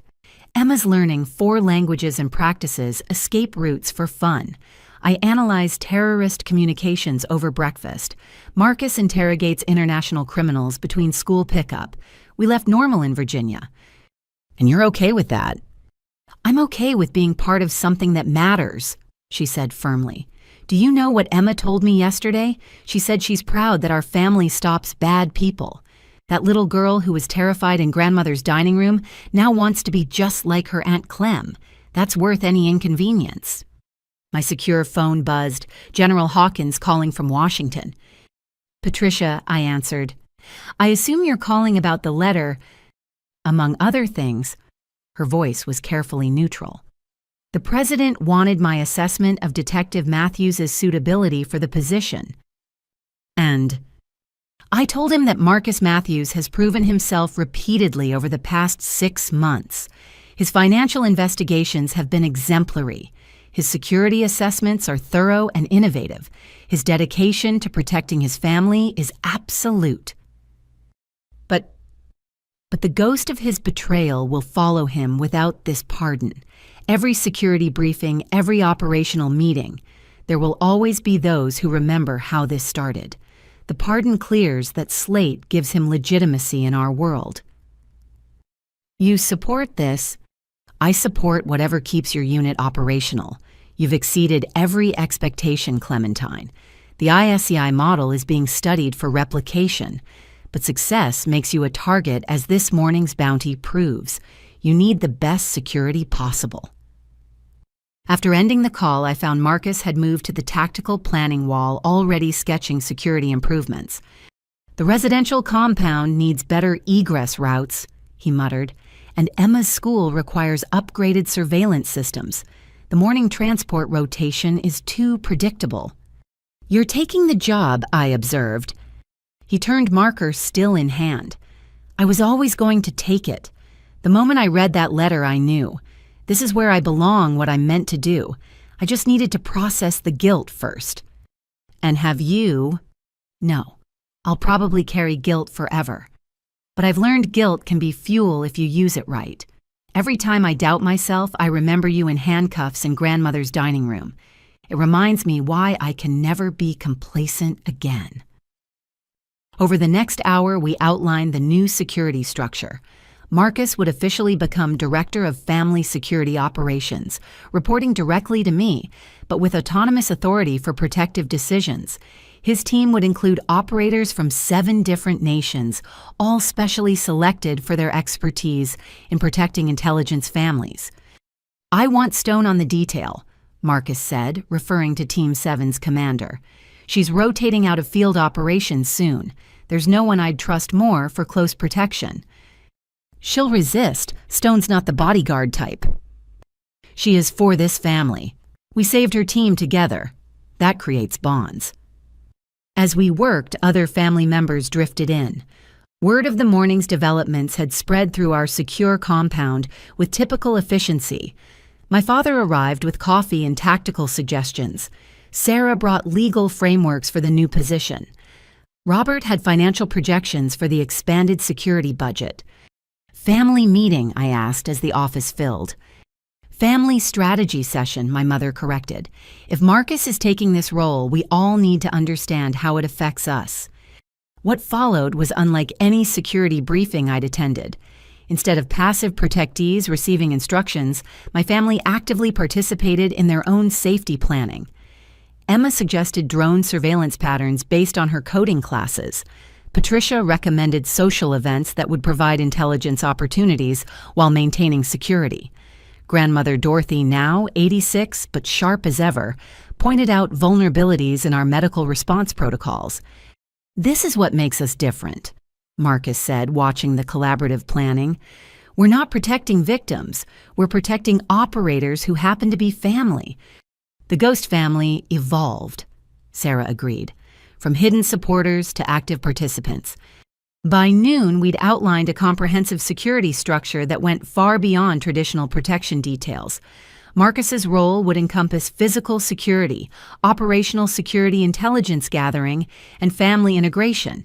It was a position that had never existed before because a family like ours had never existed before. "One condition," I told Marcus as the meeting concluded. "The pardon comes with strings. You'll have to testify before a closed Senate committee about your investigation, help them understand how foreign intelligence manipulated you." Teaching moment for other law enforcement. "Exactly. Your mistakes become lessons that protect others from similar manipulation." "Then I'll do it gladly. If my failure helps prevent others, it becomes something useful." That afternoon, I watched Marcus coordinate his first official security briefing as Director of Family Security Operations. He'd traded his detective's casual authority for something more refined, the precise competence of someone who'd found their true calling. Effective immediately, all family movement requires 3-layer verification, he announced to the assembled security team. Layer 1, physical reconnaissance. Layer 2, electronic surveillance countermeasures. Layer 3, human intelligence verification. No exceptions, including for the general. Especially for the general, I added, supporting his authority. The bounty on me makes complacency lethal. After the briefing, as teams dispersed to implement new protocols, Marcus found me on the observation deck. "No second thoughts?" I asked. "None. This morning, I was a detective playing at intelligence work. Now I'm exactly what this family needs, someone who understands both worlds and failed badly enough to never underestimate threats again." "From betrayer to protector," I mused. "That's quite a journey." "Not a journey," he corrected. "An evolution. I was always trying to protect family. Now I know how to do it right." That evening, as our newly enhanced security measures took effect, I stood in my office watching the sun set over Lake Geneva. The Matthews family had completed another transformation. We'd arrived as refugees from violence, evolved into intelligence professionals, and now emerged as something unprecedented, a fully integrated operational family unit. My secure phone buzzed with a message from the president. "Pardon approved. Welcome Director Matthews to his new position. The nation is safer for your family's service." I showed the message to Marcus, who read it with mixed emotions clear on his face. Director Matthews, he said quietly. From arresting generals to protecting them. From breaking trust to embodying it, I corrected. The title doesn't matter. What matters is that my family is safer with you watching over us. Our family, he corrected, and they'll be safer than safe. They'll be prepared, trained, and protected by someone who knows the cost of failure. As night fell over Geneva, the Matthews family settled into our new reality. Marcus's security teams took their positions. Intelligence flowed through our analysis centers. Somewhere in the darkness, threats gathered and plans formed against us. But we were ready. The betrayal that had nearly destroyed us had instead forged us into something stronger. Marcus's transformation from accuser to protector completed the circle, turning our greatest vulnerability into our greatest strength. The war had come home, followed us across an ocean, and evolved into something larger than any of us had imagined. But the Matthews family had evolved too, and we would face whatever came next, the way we'd learned to face everything, together. The Medal of Honor ceremony was scheduled for 1400 hours at Grandmother Dorothy's rebuilt dining room, the very place where our family's transformation had begun 8 months earlier. What should have been a moment of pure celebration carried an undercurrent of tension that had nothing to do with the honor being bestowed. Marcus stood at the security checkpoint he'd established at the property's entrance, his entire bearing different from the detective who'd arrested me in this very house. His team, a mix of American special operators and international security specialists, processed each arrival with quiet efficiency. Icarus 6 report, he said into his throat mic using the call sign he'd adopted for the operation. Perimeter secure. Lieutenant Colonel Stone's voice responded. She'd accepted the position on our security detail, bringing 4 Team 7 operators with her. No unusual activity. But I knew Marcus too well. The slight tension in his shoulders, the way his hand kept drifting toward his concealed weapon. Something was wrong. Talk to me, I said quietly, joining him at the checkpoint. Maybe nothing, he replied, eyes scanning constantly. But we've had 3 delivery vehicles in the neighborhood that don't match any scheduled routes, and the electromagnetic patterns Emma's been tracking show unusual signals. Emma, our 16-year-old tech prodigy, had become an integral part of our security apparatus. Her age-appropriate training had evolved into genuine operational capability. Show me, I ordered. He pulled up a tablet displaying real-time intelligence feeds. The patterns were subtle, slight anomalies in cell tower traffic, unusual vehicle movements, discrepancies in satellite imagery, individually meaningless, but together. They're here, I said quietly. Who? Marcus asked, though his expression suggested he already knew. Someone who doesn't want this ceremony to happen. Someone who sees my public recognition as a threat to their operations. I activated my own communication device. All stations, this is Prometheus. Increased to threat level orange. Possible hostile surveillance detected. The response was immediate but subtle. Security positions, adjusted escape routes were verified, and medical teams moved to ready positions. To any casual observer, nothing had changed. But our family compound had just transformed from a celebration venue to a hardened defensive position. Inside the ceremony, preparations continued. The president had arrived an hour earlier, along with select members of the Joint Chiefs and intelligence leadership. My family mingled with distinguished guests, each playing their role while maintaining operational awareness. My father engaged the Secretary of Defense in discussion about Vietnam-era tactics, casually positioning himself to observe all entrances. Sarah chatted with the Attorney General about international law, while her eyes tracked every movement.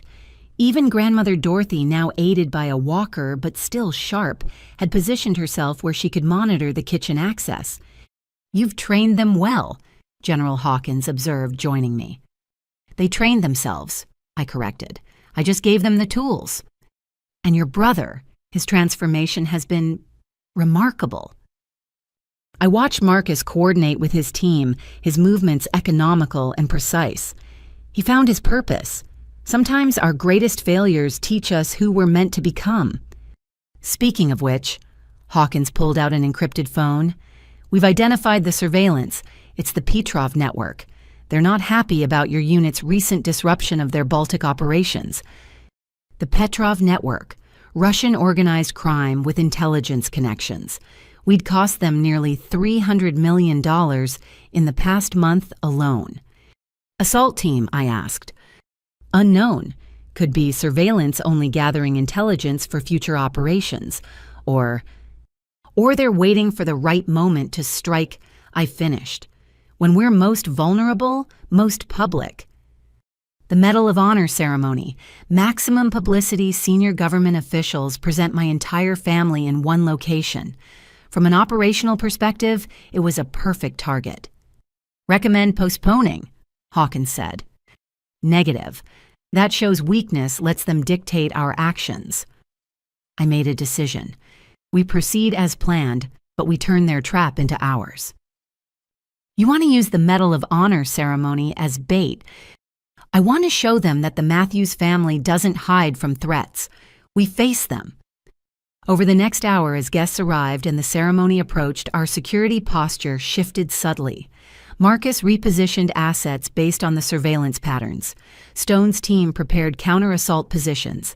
Emma deployed her drone network, providing real-time overhead coverage. But it was the family's response that truly impressed.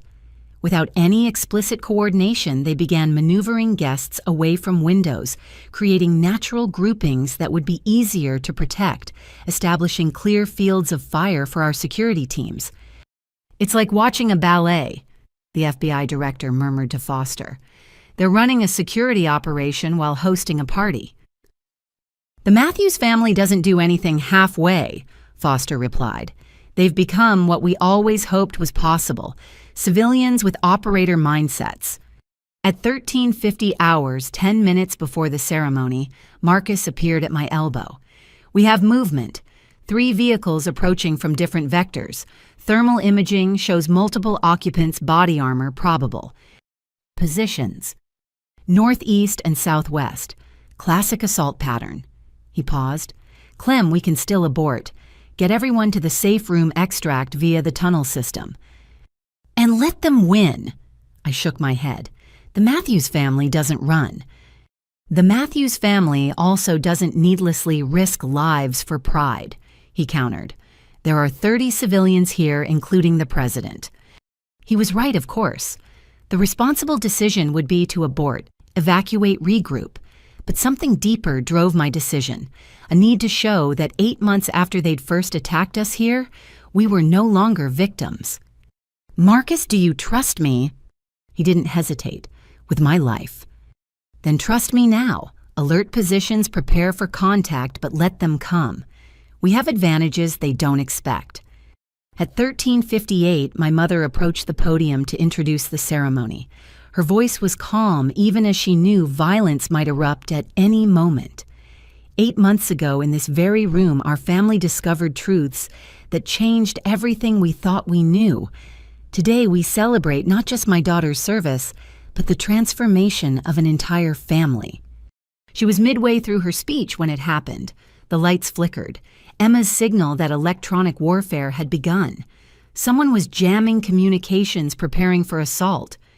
Contact imminent, Marcus said calmly into his throat mic. All positions stand by. But the attack came from an unexpected direction. Not the vehicles we'd been tracking. Those were decoys. The real threat emerged from a catering van that had arrived hours earlier before our enhanced surveillance was in place.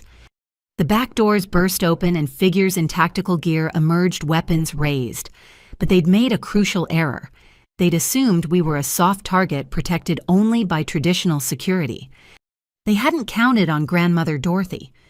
At 86, she moved with surprising speed, her walker concealing a directed energy weapon Emma had designed. The electromagnetic pulse disabled their night vision and electronic sights, leaving them momentarily blind. Now, Marcus commanded. The response was instantaneous. Stone's team engaged from concealed positions. Security personnel drew weapons, and the Matthews family, trained for exactly this scenario, executed their parts flawlessly. Sarah triggered hidden barriers that compartmentalized the room. Robert activated financial countermeasures that froze the attackers' operational accounts in real time, displaying the zeroed balances on screens throughout the room. Psychological warfare at its finest. Patricia deployed smoke grenades hidden in decorative arrangements, creating concealment for evacuating civilians. But it was Emma who provided the decisive advantage. Her drone network, operating on frequencies the jammers hadn't anticipated, provided real-time intelligence to every defender. Attackers found themselves anticipated at every turn, their tactical advantages negated by a 16-year-old with a gift for electronic warfare. The firefight lasted less than 3 minutes. When the smoke cleared, 14 attackers were in custody, 6 wounded but alive, thanks to our emphasis on non-lethal takedowns. No civilians had been harmed, though the dining room would need another renovation. Clear. Marcus called his team, confirming the all clear. Medical teams in, secure the prisoners for interrogation. I found myself standing in almost the exact spot where Marcus had arrested me 8 months earlier. But this time, instead of handcuffs and betrayal, we stood victorious against a common enemy. "You knew," he said, not quite an accusation. "You knew they'd attack during the ceremony." I suspected. The Petrov network values dramatic gestures. They wanted to humiliate us, publicly show that even with our training and preparation, we were vulnerable. I smiled grimly. Instead, they gave us the opportunity to show the world what the Matthews family has become. The president, who'd been efficiently evacuated to a secure location during the brief fight, returned to find the situation resolved. His expression mixed admiration with calculation. "General Matthews, this is highly irregular," he said formally. Then more quietly, "and absolutely brilliant. You turned an assassination attempt into a demonstration of capability." "Not me, sir, my family. Every one of them played their part perfectly." The ceremony proceeded, though, now with battle damage as a backdrop. As the president placed the Medal of Honor around my neck, he spoke words that weren't in the prepared remarks. "This medal recognizes not just General Matthews' individual heroism, but the service of an entire family. The Matthews family has redefined what it means to serve in the shadows, showing that strength comes not from isolation, but from unity." As photographs were taken and congratulations offered, I noticed Marcus coordinating prisoner transport with Stone. His transformation was complete, from the detective who'd tried to destroy me to the security director who'd helped save a president. "No regrets?" I asked, joining him. "None," he said firmly. 8 months ago, I thought protecting family meant exposing lies. Now I know it means living difficult truths. This, he gestured at the controlled chaos around us. This is who we are now, who we were always meant to be. Emma appeared, tablet in hand. "Aunt Clem, initial interrogation suggests this was just the first wave. The Petrov network has allocated significant resources to eliminating our family." "Then they'll be disappointed," I said, "because the Matthews family doesn't eliminate easily." "Ghost family," Marcus corrected. "Blood and choice, remember, and ghosts are notoriously hard to kill." As the afternoon wore on, the failed attack became something more than just another security incident.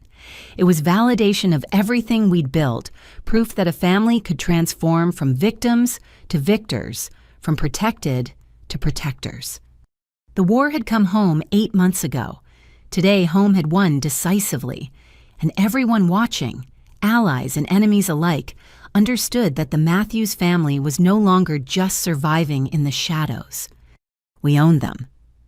The Rose Garden ceremony took place on a perfect September morning, exactly 1 year after that fateful dinner at Grandmother Dorothy's house.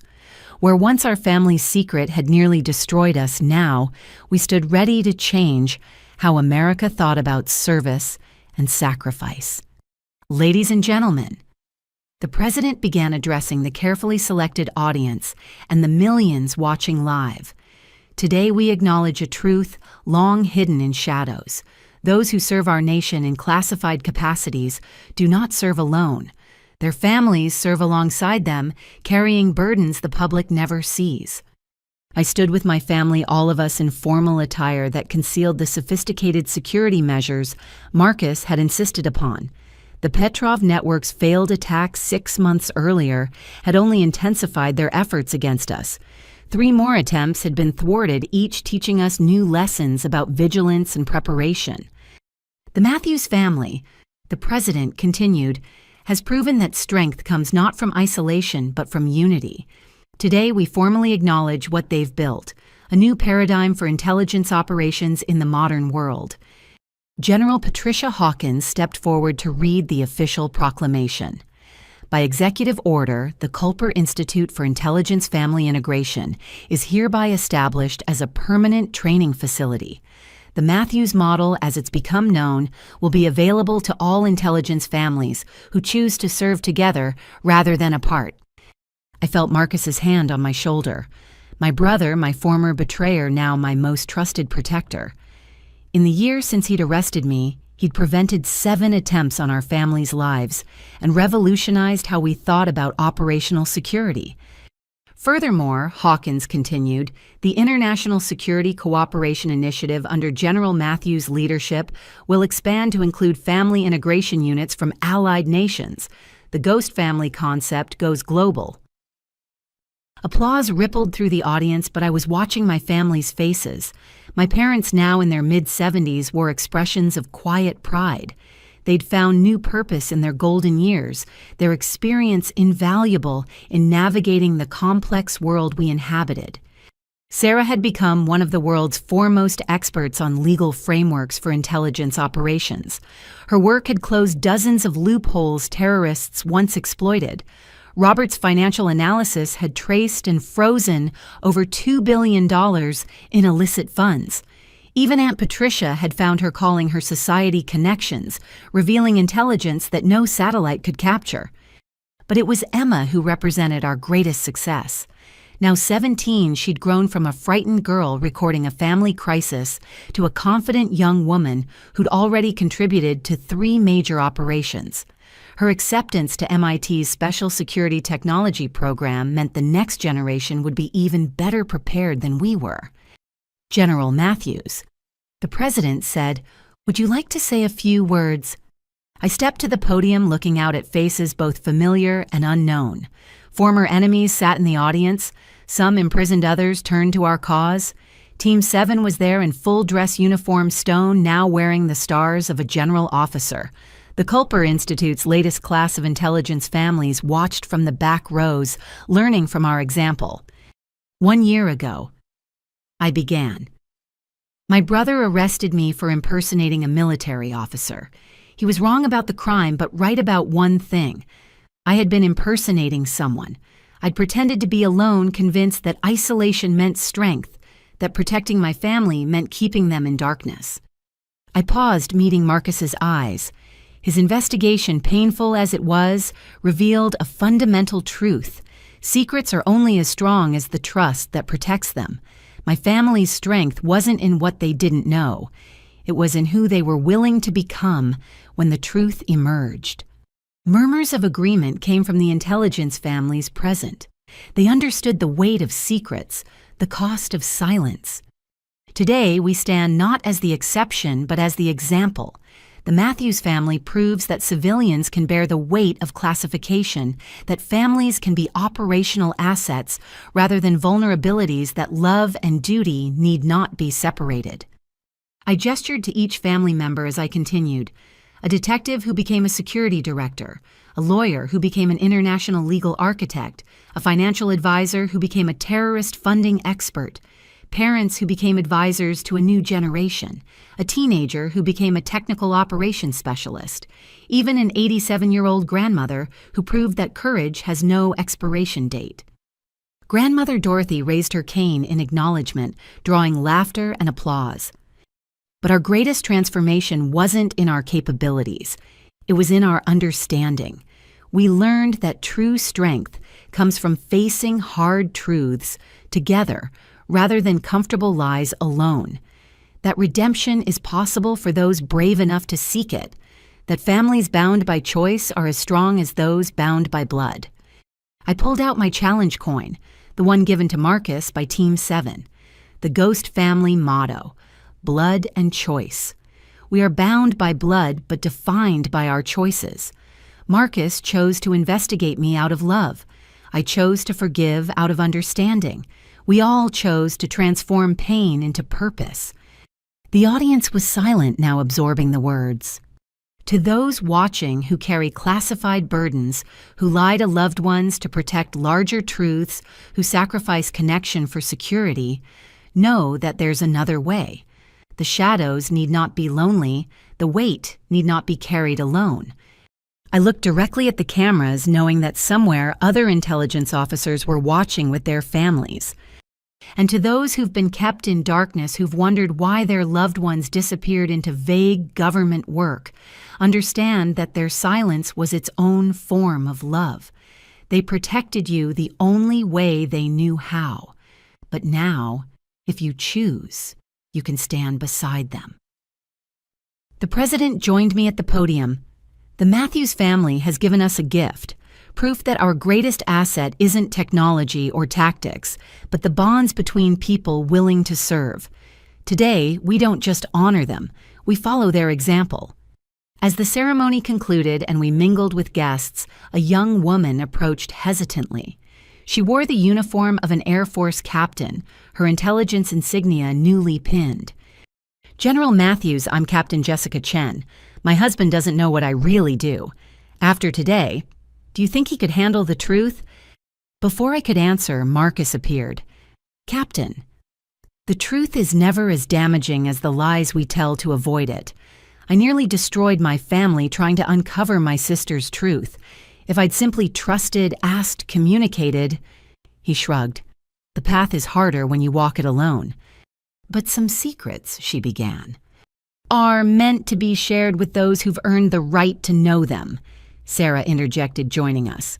The legal framework exists now. The Culper Institute can train families. The only question is whether you're brave enough to try. As the captain walked away thoughtful, I realized this was our true legacy. Not the operations we'd run or the threats we'd stopped, but the path we'd blazed for others to follow. Emma appeared with her ever-present tablet. Aunt Clem's social media is exploding. #GhostFamily is trending globally. Thousands of intelligence officers are sharing their own struggles with secrecy and family. Let them share, I said. It's time these stories came into the light. That evening, we held a private gathering at our secure facility. No cameras, no dignitaries, just the Matthews family and our extended operational family. The walls displayed photos from the past year, training exercises, successful operations, quiet moments between missions. A toast my father proposed, raising his glass, to transformation through truth, to redemption through action, to families who choose to face the darkness together. Together we echoed the word, carrying weight earned through blood tears and triumph. Marcus pulled me aside as the celebration continued. You know this is just the beginning, right? Every intelligence family, we train every operative who chooses transparency over isolation.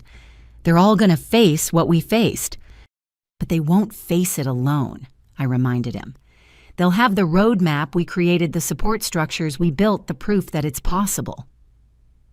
The Matthews model, he mused, from family disgrace to international example in 1 year. From betrayal to belonging, I corrected. You taught us that, Marcus, that even our worst moments can become catalysts for transformation. Grandmother Dorothy approached, moving slowly but determinedly. You know what your grandfather would say about all this? That we've compromised operational security on a massive scale, I suggested. That we've finally understood what he always knew, she corrected. The mission matters, but the people accomplishing it matter more. He'd be proud of what we've become. As the evening progressed, I found myself on the observation deck looking out over the lights of the city we protected. A year ago, Those lights had seemed distant, separated from me by walls of secrecy. Now they felt connected, part of the larger community we served openly. "No regrets?" Hawkins asked, joining me. "None," I said firmly. "Every choice led us here, to a place where families don't have to choose between truth and safety, where service doesn't require isolation, where even our failures can become foundations for something better." "The war came home," she observed, "and home transformed the war." I thought about all the intelligence families who would follow our path, the operations that would be strengthened by family support, the lives that would be saved by our example. "Let them come," I said quietly. "The threats, the challenges, the impossible choices. The Matthews family, the Ghost family, will face them as we've learned to face everything." "Together," Hawkins agreed. "Together," I confirmed, "always together." As midnight approached, marking exactly 1 year since Marcus's investigation had shattered our carefully constructed lies, I gathered my family for one final announcement. "The President asked me a question today that I couldn't answer without consulting you all. The UN wants to expand the ISCI model globally. 5-year commitment based in Geneva, but with operations worldwide. It would mean continuing this life. The danger, the secrecy, the sacrifice. But also the purpose," Robert added. "The meaning, the impact, the difference we make." "The family we've become," Jennifer said, holding Marcus's hand. "I'm in," Emma said immediately. "MIT has a distance program for operational necessities." One by one they voted. Unanimous agreement, as I'd known it would be. We'd found our calling in the shadows, and we wouldn't abandon it now. "Then the Ghost family goes global," I announced. "May God help anyone who threatens the innocent on our watch." As we prepared to leave to return to our secure compound and plan for the future, Marcus stopped me one last time. "Clem, thank you." "For what?" "For forgiving me, for trusting me, for showing me that redemption isn't just possible, it's powerful." "Thank you," I countered, "for having the courage to seek truth even when that truth nearly destroyed us. Your investigation saved us all, just not in the way any of us expected." "The Matthews way," he said with a smile. "Finding victory in defeat, strength in vulnerability, family in the most unlikely places." "The Ghost family way," I corrected. "Blood and choice, shadows and light always together." As we walked out into the night, I knew that somewhere other families were having difficult conversations about truth and lies service and sacrifice. They would struggle, as we had struggled, doubt, as we had doubted. But they would also discover what we had learned, that the strongest families aren't those without secrets, but those who choose to face their secrets together. That redemption comes not from perfection, but from the courage to transform our failures into foundations for something better. The war had come home. Home had transformed the war. And in that transformation, we'd found something more powerful than any weapon, more valuable than any intelligence, more enduring than any threat. We'd found each other. And that more than any medal or recognition was our true victory. "Hey, readers," I said, turning to address you directly. "If you've made it this far, you've witnessed our family's journey from betrayal to belonging, from secrets to strength. But here's my question for you. What secrets are you keeping from those you love? What truths might set your family free if you found the courage to share them? Remember, we're only as strong as the trust between us." Sometimes the hardest conversations lead to the strongest bonds. Would you choose comfortable lies or difficult truths? Let me know in the comments below. And if our story resonated with you, please subscribe, and share it with someone who might need to hear that redemption is always possible, that families can survive anything when they face it together. Thank you for joining us in the shadows. May you find your own light there. Until next time, remember, Ghost Family isn't just about blood or choice.